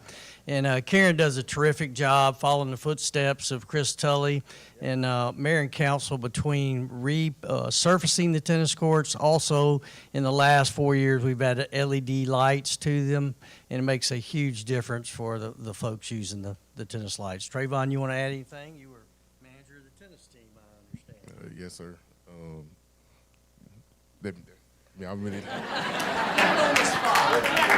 Are they better now than they were? Yeah, much better. You're getting more aces now, aren't you? I hope so. All right, there you go. Thank you. I'll give him a round of applause. And now, where is Carl? Where's our tourism director, Carl Walthauer? He's somewhere. Where are you? Come on up, Carl. And we're going to let Miss Mayor Maggie Brown read this proclamation. And there you go, young lady. Whereas the travel industry fuels every industry and will continue to be an essential part of North Augusta, South Carolina's economy, development, and workforce. And whereas travel is an economy powerhouse for every state and destination across the country with an economic output of $2.9 trillion, supporting 15 million American jobs, and whereas travel spending supports vibrant and safe communities in South Carolina and across the United States by generating $89 billion in state and local tax revenue in 2025 to support essential services such as education, economic response, emergency response, public safety, and more. And whereas travel enables success for all industries, including manufacturing, agriculture, defense, healthcare, and more, by driving sales growth, innovation, education, and operations that power our economy, our national and our nation. In North Augusta, South Carolina, and whereas America's travel industry cannot be globally competitive without maximizing growth in leisure, business, and international inbound travelers, increasing travel to and within the United States drives our economy to a more prosperous future and connects America. And whereas small businesses account for more than 60% of leisure and hospitality employment, and whereas travel is an essential industry, and we must continue to communicate that growing travel leads to economic growth, benefits businesses, and fosters mutual understanding and connects the nation. Now, therefore, Britton Williams, Mayor of the City of North Augusta, South Carolina, I do hereby proclaim May 3rd through 9th, 2026 as National Travel and Tourism Week, and urge the citizens of North Augusta to join me in recognizing the essential role this industry plays in South Carolina. In witness whereof, I hereunto set my hand and caused the seal of the City of North Augusta, South Carolina, to officiate this 20th day of April, 2026. Yeah, strong, powerful voice. I like that. There you go, Carl. And introduce who he's working with. We have Jacob Siegler here with us, part of Optimus Youth Day. Jacob, have you ever ridden the trolley before? I rode the trolley today. How you like that trolley? Oh, it was fantastic.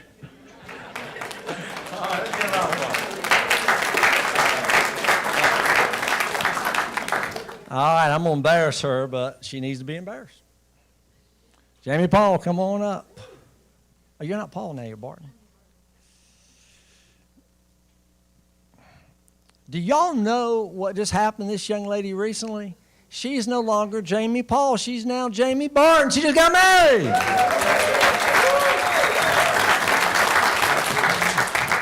I'm in a lot of trouble.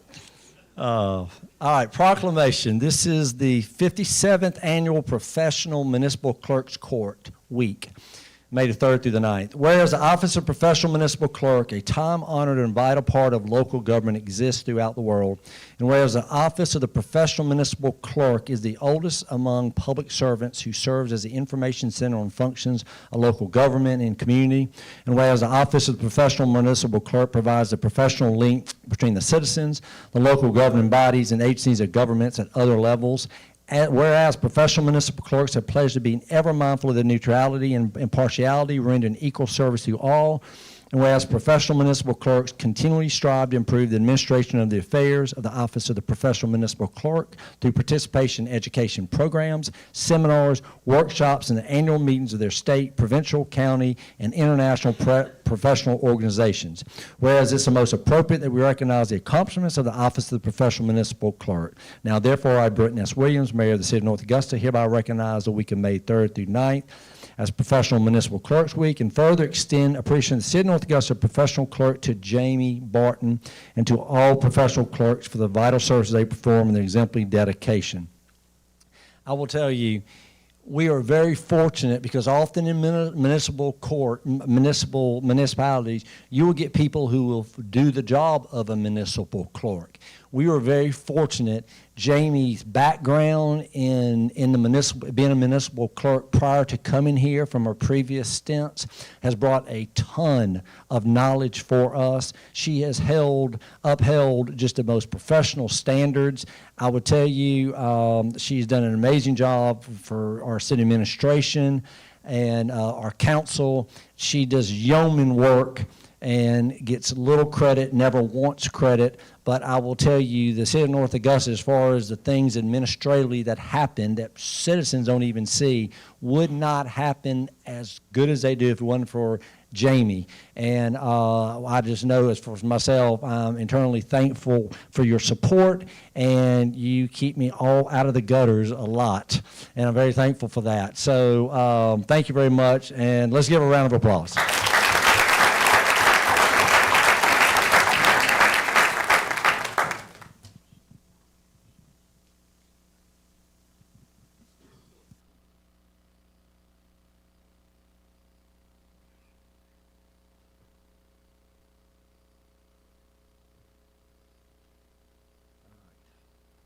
I'm going to read this last proclamation today. This is the 75th anniversary of North Augusta Chamber of Commerce.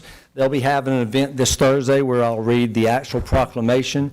But what this says is, whereas the North Augusta Chamber of Commerce was established in 1951 to support, promote, and advocate for the business community in North Augusta and the surrounding region, and whereas for 75 years the Chamber has played a vital role in advancing economic growth, supporting local businesses, and fostering a strong, vibrant community. And whereas the Chamber has demonstrated a continued commitment to advocacy, education, and workforce development, leadership cultivation, and community engagement, serving as a catalyst for collaboration between business, government, and civic organizations. And whereas the North Augusta Chamber of Commerce has been instrumental in shaping a thriving business environment that attracts investment, supports entrepreneurs, and enhances overall quality of life for residents.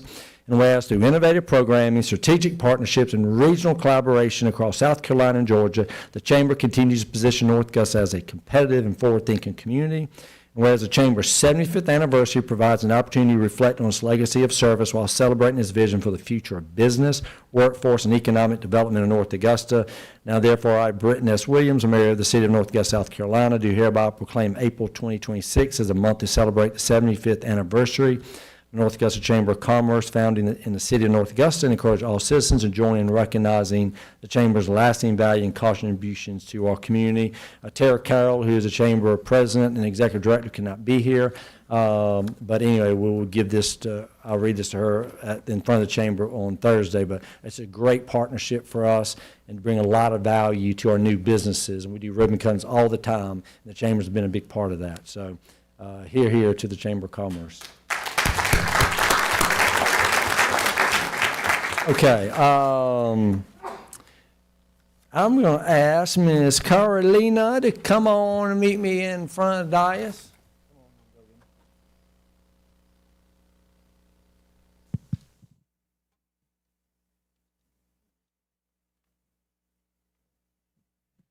Okay, before, so Kayla Ferguson is our HR director, and normally about a week or so before prior to our meeting, I normally get an email from Kayla. And I'm just going to read this email to you because this happens every quarter. This is just absolutely incredible to me. We have an awesome team. When you have the opportunity, please read all these wonderful nominations. We had 9 nominations for Employee of the Quarter. And we have that many, it seems like, every quarter. And what's great about it, and why Kayla's so excited, that comes across all our different departments. It wasn't like we had 8 from public safety. It was literally all our departments. And you think about a city we have 280, right, teammates. And to every quarter to know we've got 8 or 9 or 10 people who are so thought highly of from their peers is pretty impressive. Kayla gets excited about it. So when she gets excited, I get excited about it. But I'm really excited about this one. So, because part of what I'm going to read is from a citizen. Do you know that? I'm going to tell you. All right, Carolina, I would like to, basically, you are the Employee of the Quarter. And let me tell you a little bit about why, okay? This is what was written about her. She consistently goes above and beyond her core responsibilities, willingly offering support in other areas whenever needed. Her positive attitude. If you ever walk by, she's always smiling. She is that positive. And collaborative spirit makes her a true pleasure to work with. In addition, she's played a key role in supporting the team through the transition to our new software, providing valuable training and guidance to ensure a smooth implementation. She has also received numerous compliments from customers who frequently highlight her professionalism, responsiveness, and willingness to help. And here we've attached an email from a customer expressing the sincere appreciation for her outstanding service. Her dedication, teamwork, and commitment to excellence makes her a highly deserving candidate for this recognition. So here's what one of our citizens wrote about you, okay? I'm writing to express my sincere gratitude for the outstanding assistance that Carolina and the tax office provided during my recent interaction with the city of North Augusta. As a new homeowner in this wonderful community, this was my first encounter with the local government, and I'm pleased to say it was a very positive experience. Do you hear that? Very positive experience. Thanks to her. Her calm, friendly, and professional demeanor turned what could have been a frustrating issue into a smooth and manageable process. I truly appreciate the way she handled my situation, demonstrating a level of care and efficiency that left a lasting impression on me. Her dedication to helping citizens like myself is truly commendable. I feel fortunate to be part of a community that values its residents and goes the extra mile to ensure their concerns are addressed effectively. Her excellent service is a testament to the high standards maintained by the city of North Augusta, and it reflects the pride and commitment of its employees. Thank you once again for your exceptional service. It's important to acknowledge the good work being done. I want to make sure you knew how much our efforts are appreciated. You know, that is not a one-line text, okay? That is somebody that took time out of their service, out of their day to write, that's four paragraphs about you. That says everything to me. Okay, so I will just tell you on behalf of our council and administration, thank you for what you do, and nobody's better earned this January, February, March Employee of the Quarter than you. So congratulations, and anything you want to say? No, but thank you, and I mean, thank you for giving me the opportunity to serve the citizens of North Augusta. It's a pleasure. Let's give a round of applause.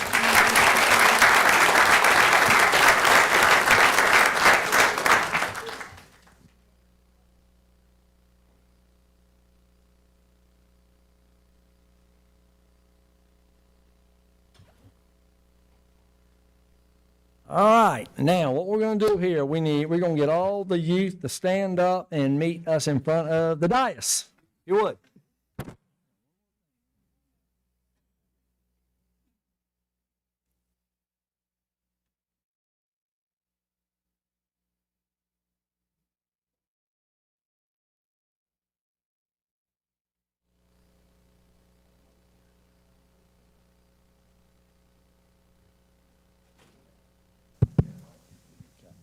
So what we're going to do is we're going to go in order. And so let me just real brief. So we met with these folks. Well, first of all, this is sponsored by the Optimist Club of North Augusta. Every year, especially Joanna Arnold, who's the president, does an amazing job. She spearheads all this. And then the school will pick out the students volunteer for different positions, and they line them up. But thank you for the Optimist Club. They're Friends of Youth, if you're not familiar with them.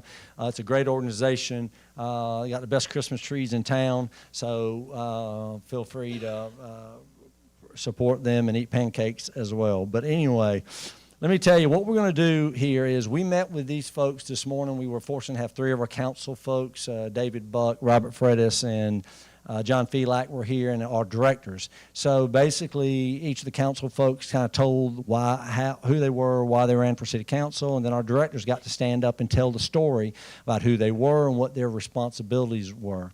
And then they took a tour of our waterworks. They took a tour of public safety. I think we went to Green Jackets, right? But anyway, and then they're back here tonight. But anyway, I thought it was a great time to talk with them. And I told them, I said, this is our fourth year, I guess, that we've done the Youth Appreciation, I guess, since I've been mayor. And I'll tell you, I told you that you should be, this is the most exciting I was, right? about this night. Because I said tonight they were going to get an experience that nobody's ever experienced before. I said, you're going to be in front of a packed house of passionate citizens who are going to tell you their voice, what they are passionate about. You're going to hear from your city council. I said, tonight is exactly a microcosm of what an ideal municipal council meeting should be in a community like North Augusta. And I said, it's a privilege, and I hope you would listen, because tonight hopefully will help them today begin to kind of figure out where they are going to be when it comes to a direct democracy, whether a representative democracy, whatever it may look like for them. Today and tonight could be a great way to begin that. So they're having a great experience, and so far y'all have done an amazing job as far as helping them with that, with the way y'all handle the public hearing, which we're very appreciative of that. So with that, we've got some little gifts for everybody. And what I'm going to do, I want everybody to get a chance to talk, or at least introduce themselves. So the young lady who has been mayor with me so far is Miss Maggie Brown. And Maggie, I'm going to let you just tell everybody, if you would just state your name. I think you're all in seniors, if I'm not mistaken. But this is worth it. I'm going to take a few minutes. Just take, if you would. You don't have to. Was there something in particular that you liked that you saw today, that you're excited about tonight? Is this worth your effort that you did this today? I'm Maggie Brown. I'm a senior at North Augusta High School, and today we got to tour the water treatment plant. Walking into that room in the lab where we got to see all the chemicals and the different process that they take to give us clean water every day, it's kind of odd because in my head, I'm just like, the water is in the river, then it's in our house. I don't think about the chemicals that go into it, but as a student who took AP Chem with some other students up here last year, it was really cool to see like the knowledge I learned in AP Chem in the real world. And so I just thought that was a really cool experience. All right, man, that's good. All right, what do you got for us? We're going to deal with something? How we doing that? You got everything there? Okay. What we're going? We're lined up in order. It's going to be all over the place. All right, Ms. BK. Hello, my name is Britt and Kate Junis, and today we got to explore the public safety headquarters, and the coolest thing was seeing all the evidence room and all the things that go into keeping our city and our community safe. And just touring all the different places just really showed us how all of our community departments work together to keep us safe and keep our community great. All right, very good. Thank you. Yeah, you're very much. Councilmember Radico, where's your council member? Where's she? Hey, how are you? All right, come on. You can get in front of everybody. There you go. Hold on. Hi, I'm Elise Ramirez, and today I rode the trolley, and it was really cool. I've never done that before. I got to see how water gets into my house, our drinking water, or is it drinking? Oh, our drinking water. I got to see where law enforcement hangs out. I got to see what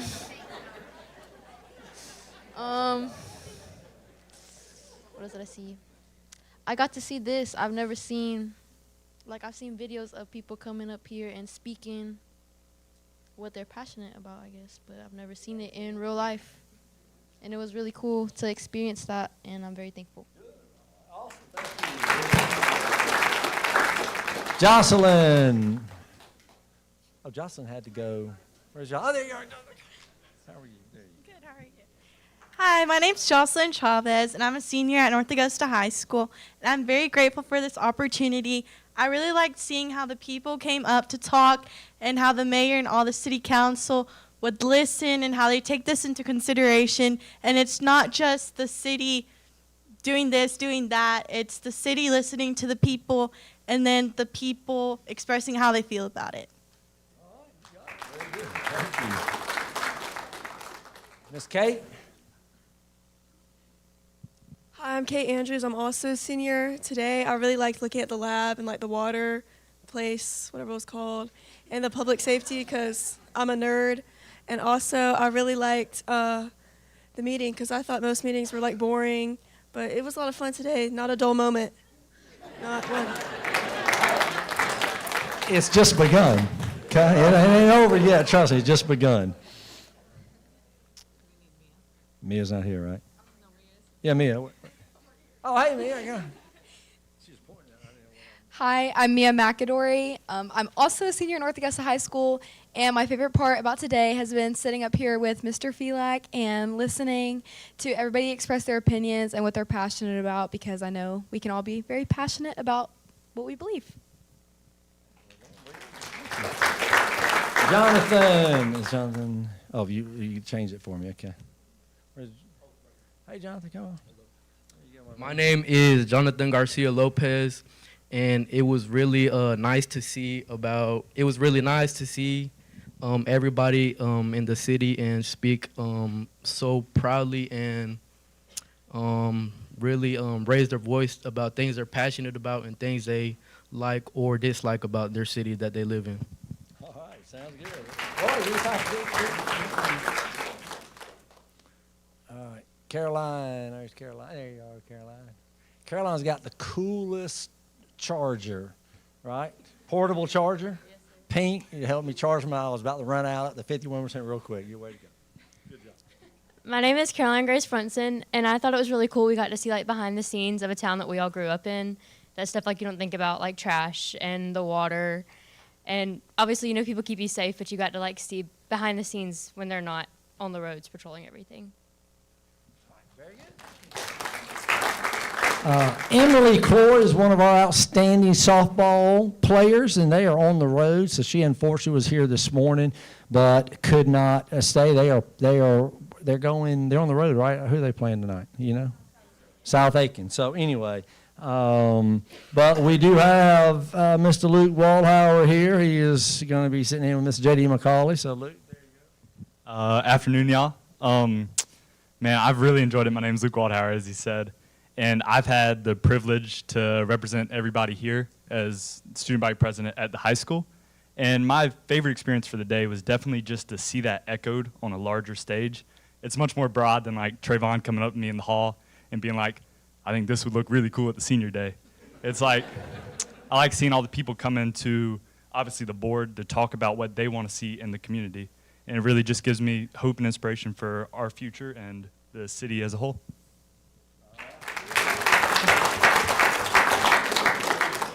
Now, Robert was so excited because he got to be the attorney because you were in a mock trial and did very well, learned a lot, and anyway. Yes, I'm sure. I'm Robert Christian, as he just said. I'm sure many people are tired of hearing about me talk about mock trial because I've heard some people say, like, it's the only thing I say.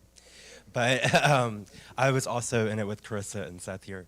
It was a great experience today just sitting up here with Mr. Zier. He gave a lot of guidance in the short time that we've had together, and I've really enjoyed sitting in and watching people give their opinion. Thank you. Good, thank you. Aubrey. There's Aubrey. Good evening, everyone. My name's Aubrey Mobley, and this past summer I was able to go to Palmetto Girls State and elected to be in the Senate, and I got to sit in Mr. Britton Williams' seat, and it's just been an honor seeing him in the community recently with our school after winning the state championship with basketball, and then seeing him go from that and then being in here in front of everyone and being able to actually see him and what he does in the day-to-day was just really cool. I didn't pay her to say that, I promise. All right, Trayvon, you've already been up here one time. Where are you? Where are you? Mr. Tennis Guy, here you go, man. Do it. Give it one more time there, bro. Good afternoon. I'm Trayvon Reed.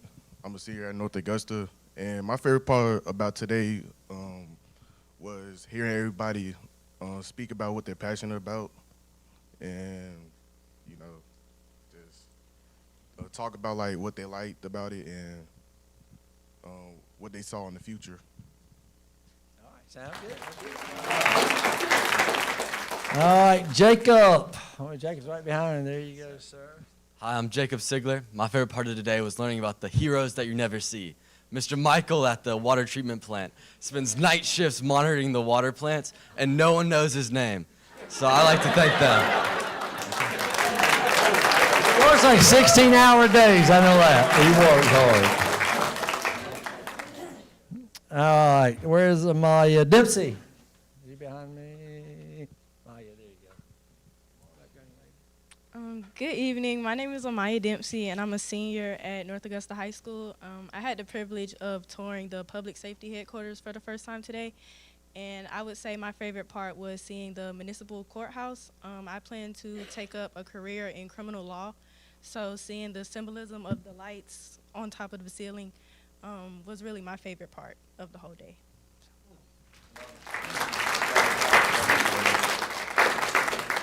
All right, the man who loves to wear a suit. Seth, come on up here, boy. My name is Seth Short. It's very clear that I am overdressed for this. But my dad told me to wear a suit, so I did. I am a football player for North Augusta, and I'm an 18-year-old boy, so I don't get out of the house much unless it's going to eat food or play golf. So it was good today to see how a real society actually works and how people contribute to the community they live in. And I also got a free lunch out of it, so it was a great day. Thank you.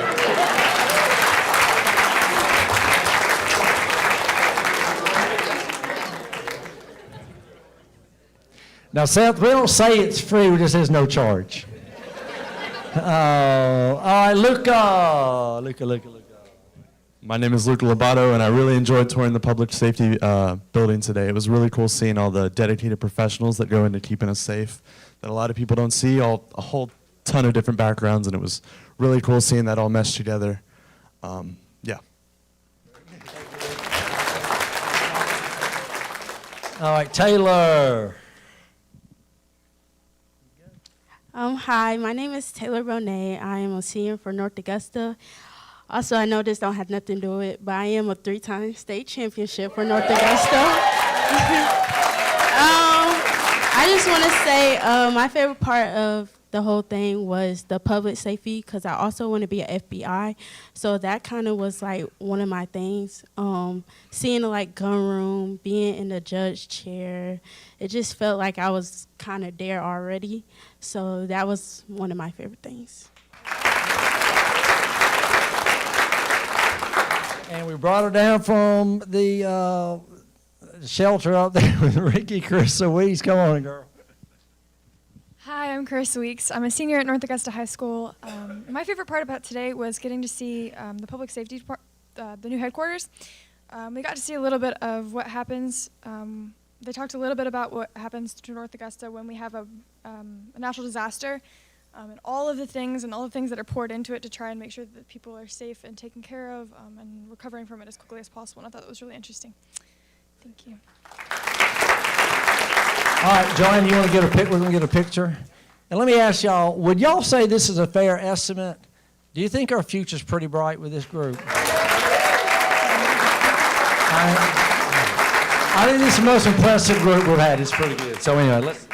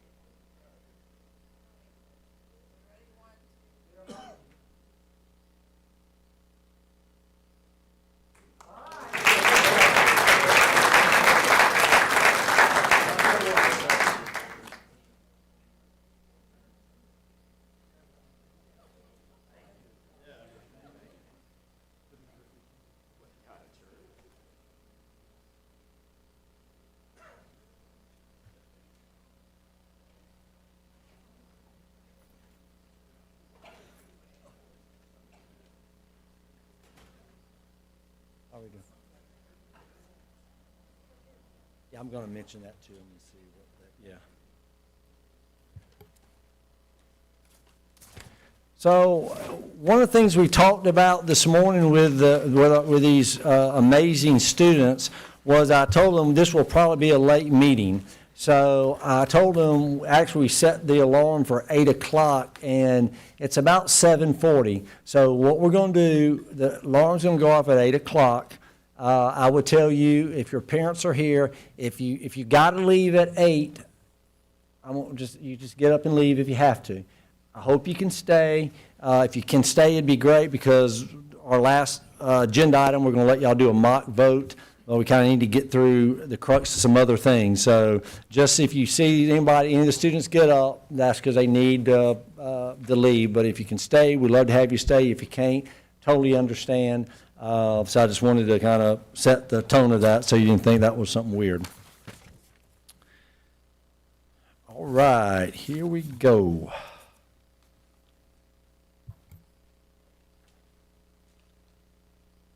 All right, we are in item 8, old business. Planning Development, ordinance number 2026-06 to approve the revised general development plan of the 195.39 plus or minus acres at Hammond's Ferry Plan Development located on the west side of Georgia Avenue between the North Augusta Greenway and the Savannah River. Revisions relating solely to Phase B of such revised general development plan. Do I have a motion to approve this? Motion to table. On second. Second. All right, we have a motion to, let me get that right, Mr. Briatico. Huh? It was Freitas. Oh, Mr. Freitas. Buck, second. Okay, Freitas. Who was second? Buck. Mr. Buck, okay.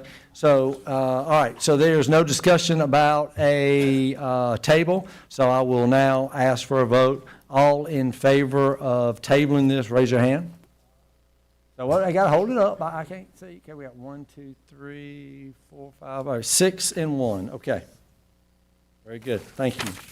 All right, let's see. Number 9, administration resolution number 2026-05, authorizing the city to purchase real estate located within Riverside Village, specifically parcels B and D. Table. Well, it's already tabled. Okay. So just give me a second. Is there a motion to remove this from the table?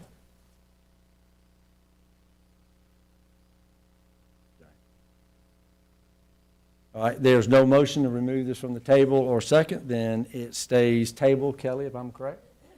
Okay, very good. All right, so we're good on that end. So now we're moving into new business. Item 10.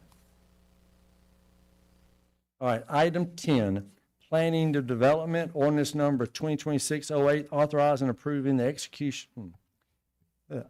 execution, delivery of a Fifth Amendment to Master Development Agreement, a Development Inducement Agreement, and other matters relating thereof. Do I have a motion to approve this ordinance on first reading? Second. Okay, who was the first? Y'all got to speak louder. Is that Mr. Brodico or David Buck? Who? Okay. Councilman Briatico, thank you, was the first. I know Mr. Freitas was the second. Thank you. Okay. There's no discussion on a table. So all in favor, please raise your hand. That's one. Hold on. Don't hold it up. You're going to do 1, 2. All right. That's 3, 5, 5, and 2. Okay. Gotcha. Very good. Okay. Let's see. We are skipping along. Item 11. Are we item 11? Just do 11. Yeah. Oh yeah, 11. Okay, good. Item 11. Okay, here we go. Ordinance number 2026-09 to approve the general development plan for the 201.8 plus acres of the Hive Plan Development on the east side of West Martintown Road between Knobcone Avenue and Interstate 20. Do I have a motion to approve this ordinance on first reading? Second. That was Mr. Briatico was the first, and second was Mr. Freitas, I think. Okay. Anything you'd like to share about this, Mr. Clifford? So, Mr. Mayor and Council, this item went through the Planning Commission. So those of you familiar with the Hive, it is the development that is in between Martintown Road. They're closest to Exit 1 and extends all the way behind North Augusta High School. There is a commercial component, which is closest to Martintown Road by the Waffle House. There is a multifamily component, which is in the middle of the development, which you can actually see from most of the approaches. And then there is a single family portion of that development, which is being developed by Stanley Martin Homes. And that's the portion that's on the very east side of that development and is closest to the North Augusta High School. And so because of some of the topography challenges associated with what they found there. The developer came back through the planning commission, requested a lesser number of homes and smaller lot sizes there. Planning commission recommended that action, and that's the action that's before you here on the council. So actually, there are going to be fewer sites because of this, right? That's correct, Mr. Mayor. Okay, very good. Any questions for Mr. Clifford? All right, are there any citizen comments on this? All right, I don't see any. Are there any council discussion?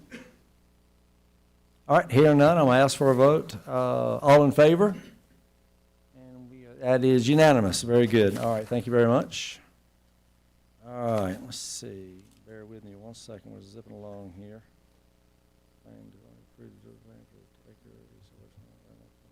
Okay, very good. Make sure I have my ducks in a row. Thank you. Okay, item 12, administration, resolution number 2026-21, authorizing additional golf cart parking and pedestrian safety improvements in Riverside Village. Do I have a motion to approve this resolution? So moved. Okay, and that was Mr. Buck. Mr. Buck, thank you, and that was Ms. Carpenter, thank you. Okay. Mayor. That is on this one? Just a question, is probably more for attorneys here, That for is the okay. motion, because it's affiliated with the other items above. Is it okay to still approve, or do they? Oh, yeah, I didn't think about that. This is the, so.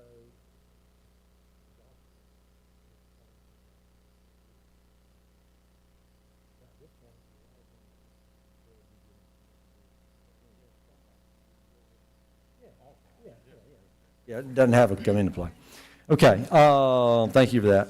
Okay, if either Mr. Clifford or J.D. McCauley, you want to kind of update us on this, please. So before I turn it over to J.D. McCauley, this particular resolution is really accomplishing two things. It adds golf cart parking to the median in between the Crown Plaza Hotel and the retail spaces that would include Rio Cantina. And so that's the largest portion of this fund of the $270,000 because that's the improvement required. However, part of this resolution also does minor improvements and site improvements on parcel D. And since the city council has tabled the action to purchase parcel D, I would say that you aren't going to be able to move forward on some of those aspects. So you can either have the option, and I'd defer to Kelly on the legal options, but you could either table this item in its entirety, or you have the ability to bifurcate it and go for a lesser amount, understanding that those improvements would only go for the median in between the Crown Plaza and the Rio. I think generally what can be done, if council is in agreement with this, they can approve it, but it will not go into effect unless the city ends up owning the property or the owner would authorize the usage of it at this point.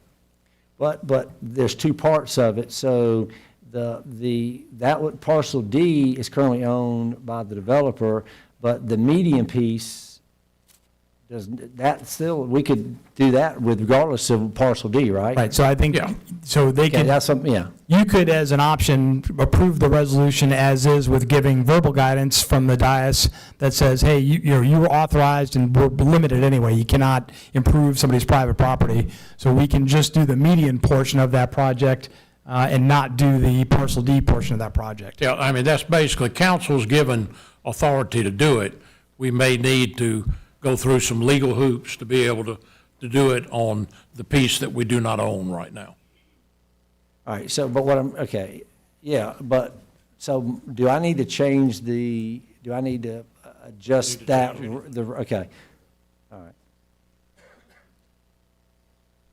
Yeah, but what I'm saying is, all right, it's two parts. So we can't, the section with parcel D is the golf cart parking. We can't touch that because we table that. But the question is, there's a section of the money for the median, which has nothing to do with parcel D.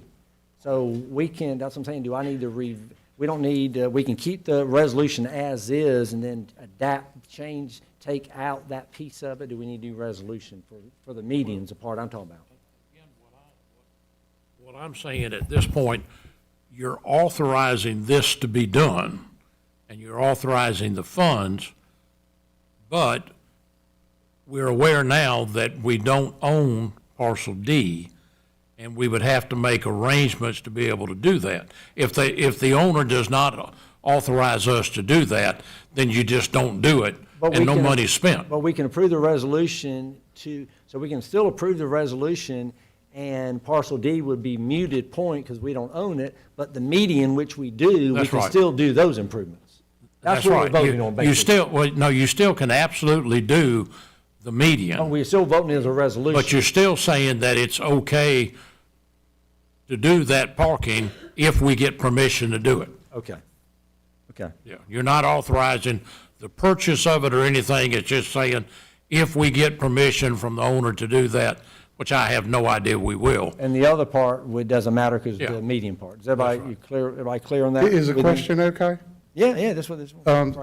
So Mr. Clifford just said that we aren't allowed to spend taxpayer dollars on private property, but we've already put fencing and signs and. Well, we're going to answer that. JD's going to talk about where that came from. Okay, So that's not, understood, yeah, we're understood. going to get there. But what I'm saying, are you good with the point is, so what Kelly's saying is, we've done a motion to put it on the table, not table it, but put it up for us to vote. So as we go through this, I think what we're saying is that the piece that's written in there, we are not moving on concerning the golf cart because we don't own parcel D. Well, there's a piece that we do own, which is a median, and that's really what we're going to be approving.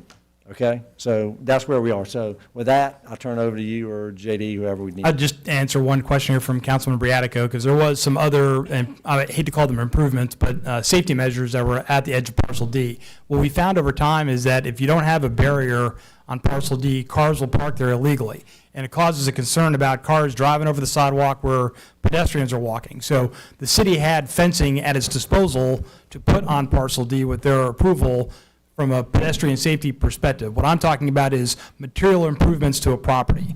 And so because we don't own parcel D until we have some kind of other legal arrangement, which would have to be agreed to by both the property owner and the city, which we don't have, we would not be making material improvements to that parcel.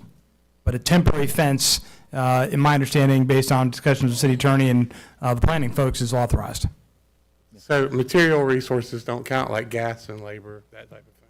Well, that's, material is something that's, I would view as permanent. Understood. Okay. All right, so do you want to tell about it? Are you going to talk about it? Sure.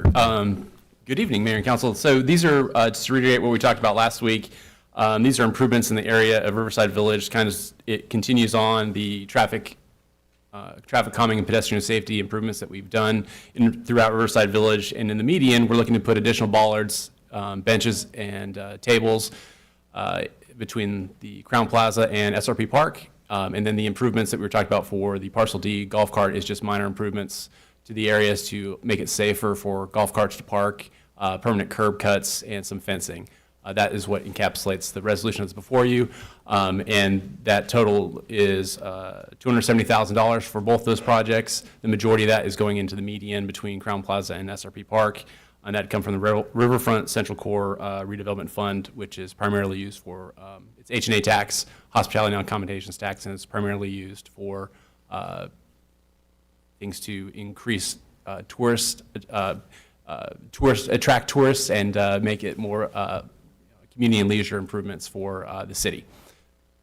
So the main parts of the median, they're going to be park benches there, and we are rearranging some of the flower pots because what we don't want is for folks to drive cars or golf carts up there. That was part of phase 2 anyway of our parking 3 phases of Riverside Village, correct? That is correct. Yes, sir. Okay. JD, real quick, can you just let everybody know that, the money in the riverfront core can only be spent on tourism and things like that? It can't be spent to fix potholes. They can't be spent to Yes, sir. hire another officer or something like that. Thank you. That's a great point. Actually, yes, it's South Carolina law for both what the uses are for hospitality tax and accommodations taxes, and that is listed in state law, and it is for tourism-related activities. There's a laundry list of things, but public facilities such as restrooms, tourist shuttle transportation, just to highlight a few of the things that we've used it for in the past and will continue to use into the future. JD, people come here to visit our parks. That's considered tourism, correct? That is correct. We have funding in that fund earmarked for park improvements, yes. So we could just take that $270,000 and buy parcel D if that's what it was evaluated at or under? That's my question. Jim, you going to answer that? I think. Yeah, I can. And we did not get a chance to go through there because this was tabled, but I had a discussion with the developer today about parcel D and parcel B. And the developer is not interested in selling parcel D as a sole parcel without the sale of parcel B. So independently, parcel D cannot be purchased, at least not from the developer, and he is the private property owner at this time. So understand that from a technical perspective, you are correct in that the Riverfront Central Core could be used in some manner that way to be able to procure property, but you also have to have a willing participant to buy that property from. Understood. But we could still buy the parking deck with the DOE money and separate out parcel D if we wanted to for something else, if we could find somewhere else to put the cyber center down there, correct? That's not correct, Councilman. All right, any other questions from Mr. Clifford? So the question was, why can't we buy the parking deck with DOE money? The Department of Energy settlement funds are listed as cyber infrastructure, and the whole idea of buying the stadium deck was to provide parking for cyber infrastructure. We've had a legal opine from the city attorney because we've looked at other options within inside Riverside Village to include the clubhouse, and that still is an option for the city council to consider if they want to purchase the clubhouse, but you cannot use Department of Energy settlement money to buy the stadium deck in conjunction with the clubhouse because the clubhouse does not require the stadium deck to be procured because there's already existing parking set aside in the master parking agreement for the clubhouse, whereas parcel D needs parking, and the stadium deck would be the argument about why you could use Department of Energy money that way. I mean, have we not made such a walkable downtown that we couldn't walk from the old public safety building space to parcel, to the parking deck that we're talking about? Could we not walk from the corner where we piled up all the storm debris across from that area, or from that empty space that's behind the AA? Could we not walk from there to the parking deck? I'm not prepared to answer that question, Councilman. I think we're talking about the golf cart parking. So if you're not prepared to answer that question, then what you said before wasn't accurate. No. What he's saying is, we are not talking about parcel D or the parking deck anymore. That was tabled. We're talking about this resolution, which is basically the money. The only thing we can deal with is the money for the median. So those are the only questions. It's tabled, so we can't talk about anything else. So with that being said, are there any questions from council to the administration concerning this resolution, which is specifically the median? All right, are there any citizen comments about that? Yes, ma'am. Come on down, Diane. And you don't even have to state your name or address, young lady. You're good to go. You can jump right in. But just make sure this is about what we're, this median. I just want clarification that you will be putting amenities in that median to prevent golf cart parking. Is that correct? Yes, prevent vehicles from parking in the median, yes. Benches that you can sit down on. Yes, in spite of the fact that I am a golf cart owner, live in Hammond's Ferry, bought the golf cart for expressly going to the Riverside Village, I applaud that decision because that should be a walkable space for the community. Yeah. Well, that's about, since we don't have any parking for golf carts, we tabled it, so you're going to be good to go to find a place. You're good. All right, who else about this resolution? Thank you, Diane, that was a good question. Any other citizen comments about this resolution? Only this resolution. Yes, ma'am. I just have a question because I'm kind of confused with all the back and forth. So this can't be retroactively stated to be like, oh, this other land was already agreed and agreed to be worked upon by this resolution. Like, if the bill isn't end up bifurcated, basically, and split up into median versus other. I'm not following. There's nothing in this resolution that would allow the city to do something else with parcel D, if that's your concern. Like, this is not a backdoor, if you will, into Yeah. doing something on parcel D that would involve city ownership. There would have to be a separate council action in public as a resolution to procure that property.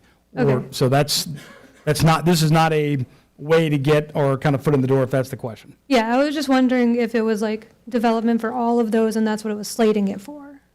But you said no, so. Okay, good. Thank you. Thank you. Yes, ma'am?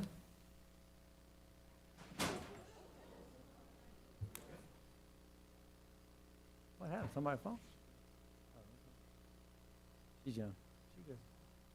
Yes, ma'am? Hi, Laura Garner. Do I have to do my address and all that? Address? Yes. Okay, 706 Edgewood Avenue. Okay. With regard to this resolution, it seemed like that Diane needed clarification, and she believes that the median is going to be just for pedestrian, basically, and It is. bollards, but it's for golf cart parking, right? No, ma'am, that's a different piece of property. So, okay. That would be if something's done on parcel D. This resolution had two components. Yeah, I The golf ball park and I'm the sorry. pedestrian safety piece. Yeah. All we can do is. Additional golf parking is right there in the verbiage, and so it seemed confusing. It seemed like there was going to be additional golf cart parking, but you're saying absolutely not in the median? Just the bollards? Yes. The golf cart parking center benches. was centered around parcel Benches, D. bollards. Was going to be only on parcel D, but since we tabled it, That's we it. don't own that So there anymore. is no additional golf? No, cart ma'am. parking. Got it. Okay, thank you. Yep, great, thank you. Any other citizens? Who raised their hand? Oh, come on now, yes, ma'am. Just 1 second. Let me just, we'll have council discussion. Let me just. Hi, my name is Yes. Susie Armstrong. Yeah. I was just wondering, can the owner of the current parcel D give you permission to make improvements? Let me respond to that. Ma'am, that's what I said. But that's something we have got to receive in order to do this. All this does is council authorizes us to do that if we get permission to do it. That's From not the- written in the resolution. Beg your pardon? It's not written in the It resolution. doesn't have to be written in the resolution. We do not have the right to say we're going to build something on somebody's property that we Right. don't own. Unless the property owner gives you the permission. Yes, ma'am, and that's Okay, what we'll can you be, do that without a council action? no, ma'am, we will Like be a looking handshake, into that. I own it, I can give you permission? Well, he's done as far as the temporary piece that we did. JD, you want to jump Because he in? was talking about y'all had fences. Two different things. You had fences that you could put up? We have, why don't you talk about what we've done Sure. temporarily, So and that's temp- not going to go. So temporarily, what we've done leading up to Green Jackets opening day is we put up some temporary fencing. I'm right here, sorry.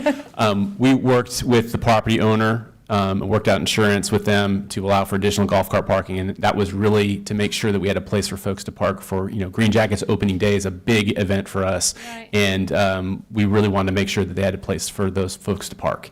Ma'am, I would tell you, we would normally not do it in this manner, but to avoid having to come back for an additional resolution at some time later, we're saying approve it this way.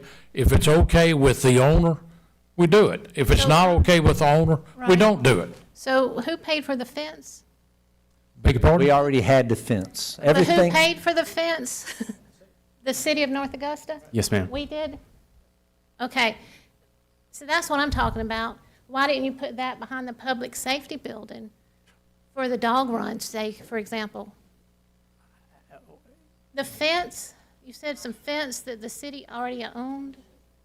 Yeah, they're barricades that we use for is special barricades. events. It's just Okay, well, you were barricades. saying fence. Well, It just confuses me that you're making improvements on a piece of property that you don't own, and then you're telling me we can't make improvements on this property until we own it. Two different You're things. talking We're two doing it for the city's benefit. I know, but It is to benefit the citizens. Thank you. I appreciate it. that's not clear. But anyway. So let me try to help clarify this. Prior to the Green Jackets opening game, we went to the property owner on parcel D and said, there will be a resolution down the road that we're going to consider, But up until that point, we know that that's not going to be till the 20th, and the Green Jackets game started last week. Would you allow us, as a property owner, to use this spot for the first few games of the opening week for the Green Jackets? Everything that's currently there, the gravel, we already had that in our supply. We didn't have to go buy anything. Now, that was all contingent upon us deciding to approve this resolution for the golf cart parking. So I would assume, without jumping ahead, JD, that the property owner is probably not going to continue to let us just do this ongoing. He did it temporarily, thinking that we would consider buying parcel D. But since we bought parcel D, that is tabled now. So all we are talking about now, the golf cart parking is out of the equation. The only thing we're going, if we approve this resolution, it's going to do one thing. It's only going to use the money that's listed in the resolution, those dollars that are going to be for the median. So as far as golf cart parking, as far as anything else, that is out of the equation at this point. Is that the best way to say it? Yes, sir. Does that make sense? Did that help the clarification?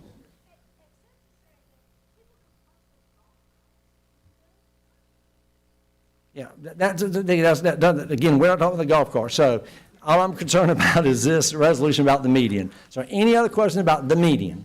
Okay. All right, any council discussion? I think, Ms. Veronica, you had a question? I'm sorry. Yeah, how much should we spend on the baseball bullards and the bullards between them? How much should we spend on the bullards we just put up at Riverside Village?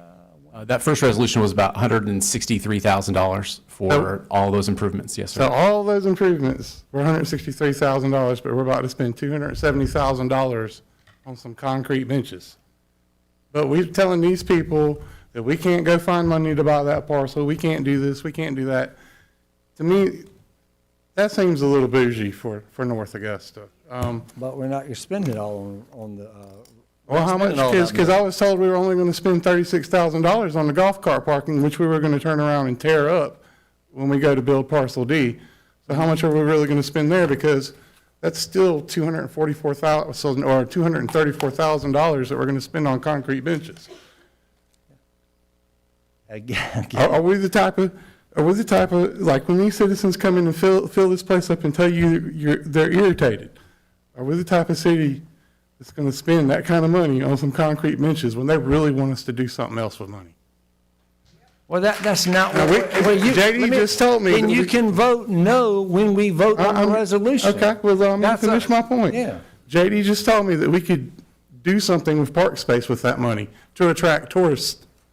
Why don't we just spend $100,000 and so on the boulders? I agree we need to make people safe and put some regular benches in there, and then put the rest of that money towards something else that citizens want. Again, that's not what we're doing tonight. So if you do not want to approve this resolution, when we ask your vote, you can vote no. That's all we're doing. We're not game planning the future of other money. We're talking about this piece of money, and if you do not want to vote it, you as a council, each member will have an opportunity to say yay or nay. Right. So, council discussion, any more discussion about this? One thing, Yeah. is there a way for us just to like clean up the resolution and vote on it next time? You know, just the way it's written. How do you clean it up? I mean, because we're not going to do additional golf cart parking, just get rid of that. Well, so right now, there will be no golf cart parking, Diane.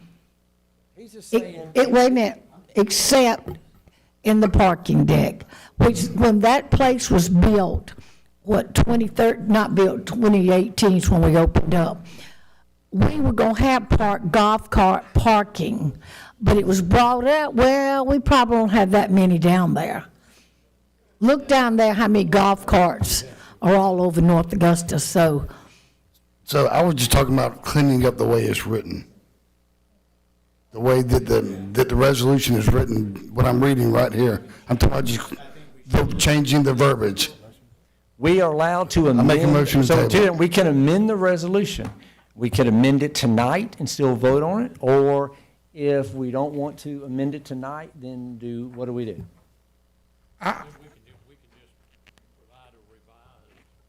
Okay. Yeah, we haven't voted on anything, so we don't. Well, then I make a motion to table it.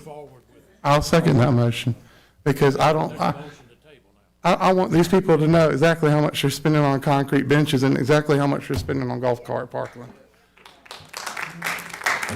We're not spending any money on golf cart parking. Well, then the resolution should reflect exactly what we're spending on concrete benches. I agree with that. That's what I asked in the very beginning, nobody said anything. Okay. So there's a motion to table this by Mr. Briatico. There's a second by Mr. Buck. There's no conversation. So all in favor of tabling, please raise your hand. So we have 3 against. Okay. All right, it is tabled, so we are now jumping along. All right. Number 13, Parks and Recreation.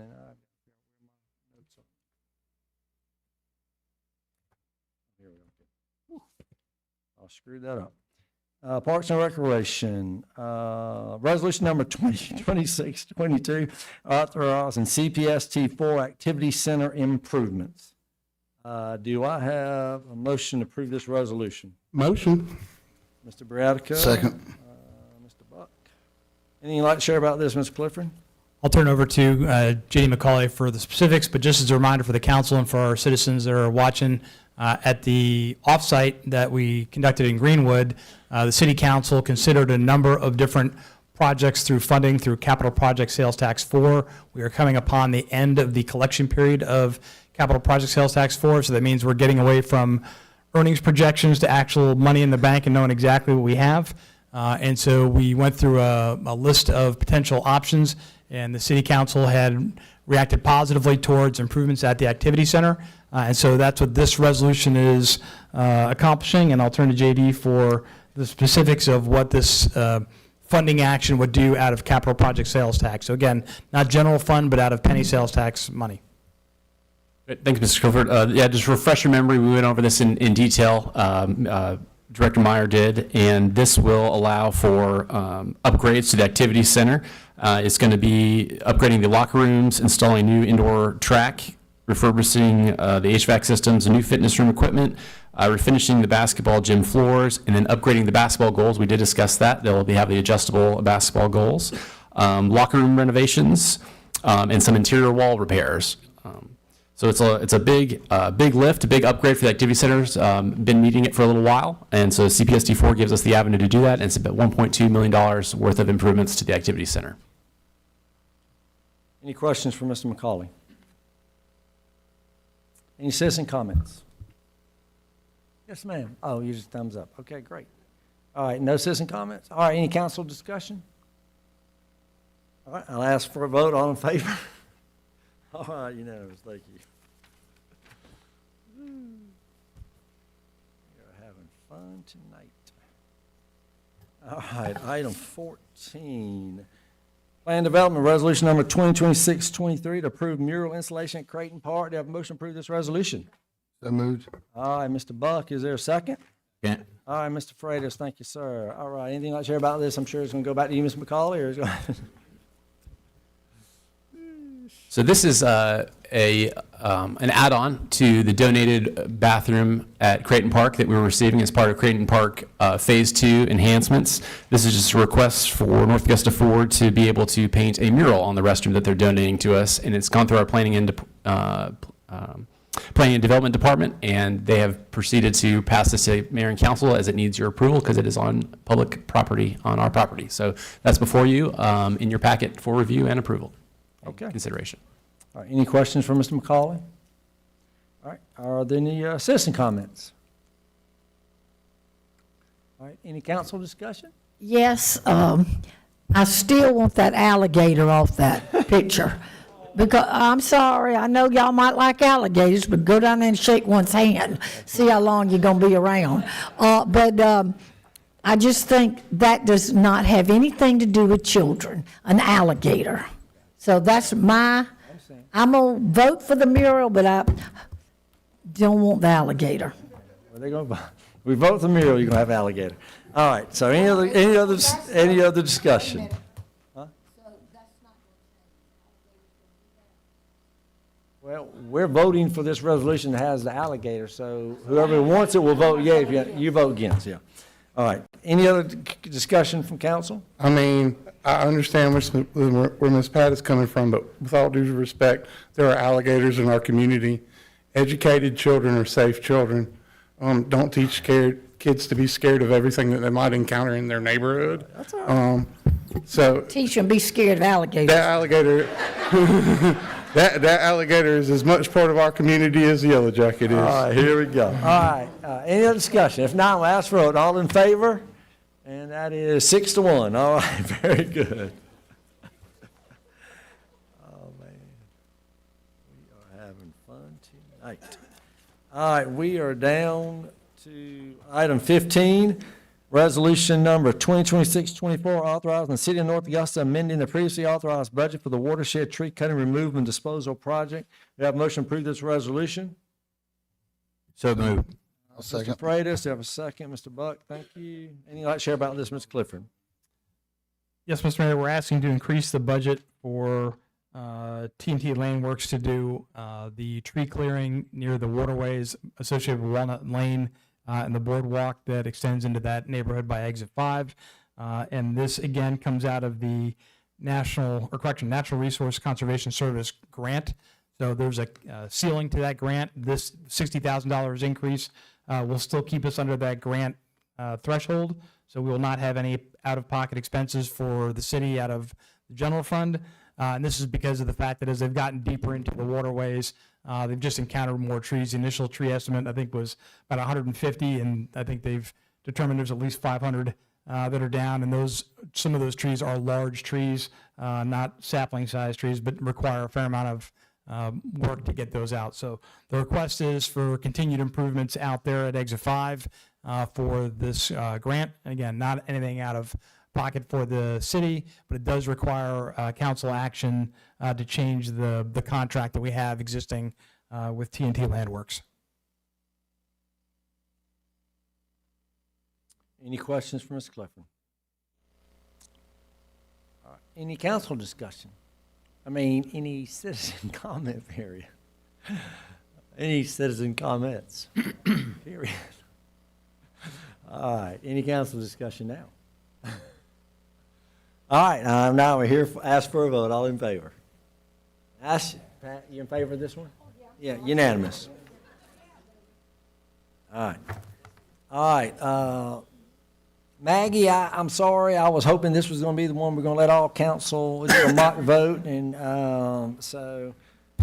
apologize, young lady, but you did get the reader proclamation and spoke very well, so you done good tonight. Item 16, Engineering Public Works, resolution number 2026-25, authorizing a professional engineering services contract for the CPST 4 Bowling Road resurfacing project. Do I have a, no, they don't get to do this. Do you have a motion to approve this resolution? Motion. Second. Mr. Briatico, is there a second who? Mr. Toole, Mayor Pro Tem, thank you, sir. All right, anything you want to share about this, Mr. Clifford? So much like the discussion about the activity center, the staff also presented some capital project sales tax for options that involved road work.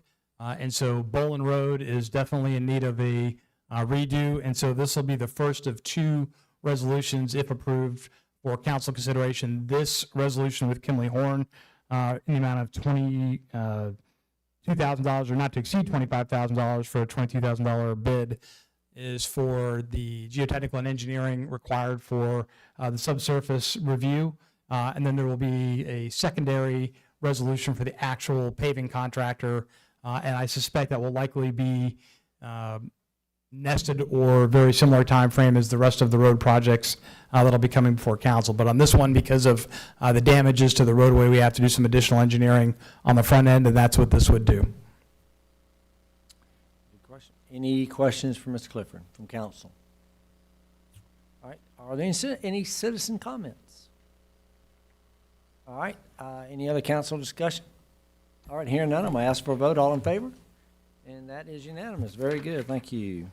All right, we are now down to administrative reports. Anything you got to say, Mr. Clifford? I have nothing to report, Mr. Mayor. Okay.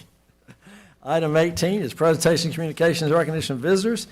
This is where citizen comments. At this time, citizens may speak to mayor and council regarding matters not on the agenda. So is there anybody wants to say about something we haven't talked about? That's not that we've talked about tonight. All right, hear none. All right, so basically I've just got a couple things. Brenda Bancroft called me. I meant to do this other thing. They had, at the last Living History Park, they had 1,800 visitors. Brian, amazing. Columbia, Lexington, Aiken. There were some from like several other states. So Living History Park, just phenomenal. So what that's happening there. And Brian just said it was over 2,000. Over 2,000, yep. She'd give me 1,800, so now 2,000 is even better. That's awesome. We're going to have the Brick Pond Committee come to probably our next study session and let them highlight everything about what happened this past weekend. It was amazing. But for everybody who loves the Brick Ponds, we only have 7 people signed up for the wetland planning workshop. This Saturday from 10 to 12, Michaela and Brooke in our stormwater department will be spearheading that. That's going to be a great workshop. So if you care about the Brick Ponds, I would hope more than 7 people would show up to that. And the last thing is National Day of Prayer is going to be at Fairview Presbyterian. Is hosting our National Day of Prayer for North Augusta on May the 7th. So I'm excited that they're getting involved. But that's your church. So we're excited about that. So there'll be more information coming out on that. So those were only main comments I had. So we'll go around the horn real quick.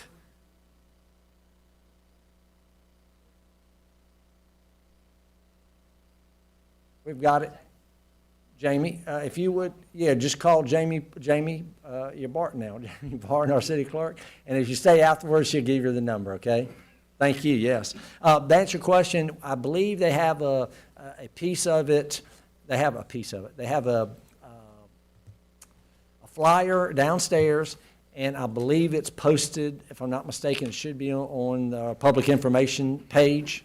If not, we'll get it on there. I think it should be. If not, we will. But thank you. Appreciate that. Okay. Very good. That's all we got. But let's, I'm going to let you do one last thing. I'm going to let you slam the gavel down and say. I got something. No council comment? Huh? I said around the horn. Nobody said anything. Oh, I'm sorry. I didn't. I did. I'm sorry. JD, can we circle back about David Dean's, about the handicap parking? And you said you want to talk about it, and we didn't get there. Sure. So I know that in the Riverside Village development, we most definitely meet the minimum requirement for handicap parking. That being said, that may not be something that that may be something that we could do better at. And so we'll look at that as we go through Riverside Village. And I know we have an RFP out right now for parking management services. So working with them as parking consultants, seeing where we could add more handicap parking is always something that we're looking to do. We've done it at Beck Park, and we've also are looking at doing it in the Georgia Avenue traffic calming project. That is a priority for accessibility in our city, is a priority for us. Thanks. Katie, can you clarify? I know state law says that handicap parking is free, but it's like talking about parking meters and things like that. How do we handle that in the parking garage as well? Is that still considered free parking for handicap, or is it paid for? We had several questions. I apologize. I'm gonna have to yield to Attorney Zier for questions for that matter. I'm not fully versed in the free parking aspect for handicap parking. I know you have to provide, but I'm not so sure that it has to be free. That you have to provide the spaces for the parking, and if you're putting it in, for example, in the parking garage where people are having to pay to access. Right. They still got to do that, but there'll be specific handicap parking areas for them to park in. Okay. Yeah. Can we look into that? Because I do know, so I read specifically about the city of Columbia. They have to, they give free parking at the parking meters for handicap spots. And like I say, I'm just not familiar, but I will research it and let you know. Thank you. Is that it, David? Okay. Yes, sir. Mr. Mayor, I also received a few complaints from different people that don't know each other over the week over the Brick Pond parking lot filling up during the ball games. And it seems just wrong to shoo people away from visiting the Brick Ponds because people want to park back there for free and walk over to the ballpark. He's Mr. got an McCall, you got answer for something? He's pointing. He's gonna give you the answer for you. He's gonna give you the answer. I hate to sound like a broken record, but part of our parking management overhaul in Riverside Village will address that. And as you know, we're having high enforcement in the area, and also we're revamping all of our parking management system and allowing for brick palm parking to be, to hold that sacred, to make sure people can get to the park as intended, will be one of the main priorities in that area. Yeah, because Sandy had reached out to me about it, Yeah. so that will be coming up probably in the next month. Thank you. And secondly, I want to say real quick, the conversation over the conversation. Even I got hung up in it this week a little bit, and I apologize. Let's try to remain kind. I will say that, so we can go ahead and put it on the meeting minutes, so I don't have to go on oath, that I did not generate a meme that went around. I did not generate a text that went around. I have no idea who did it. But y'all had a room full of people in here that were upset about what's going on with the government. So it could have come from anywhere. But I will also say this. I got hung up in that a little bit. Let's try to remain kind to one another. We don't have to be in here giving each other ultimatums about who can be involved in the election and who can't be involved in the election. Let's respect one another. Let's remember what we learned at our municipal training. I don't ever try to raise my voice in here, be ugly to anybody. So let's tone the rhetoric down. But I will say this. My dad told me, because y'all wanted to grow this city, and now we're part of big city politics. We're not a little sleepy town anymore. Grow with thicker skin. If you want to represent this city and these people, and you want to do something that upsets them, they're probably going to come to you and complain.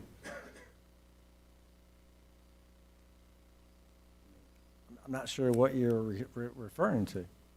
I haven't said anything. Well, Mr. Mayor, I was accused before the meeting of distributing an AI meme that went around today when actually I had nothing to do with it.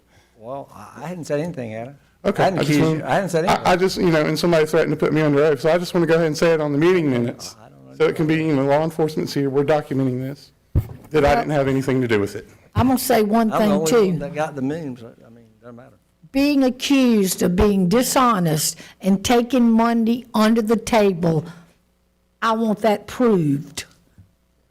I'm tired. That is slaughtering our names. None of us do that. And so when you see it on Facebook and social media that somebody's making money off this, somebody's making money. Well, Pat Carpenter's not. She wouldn't be in here in North Augusta.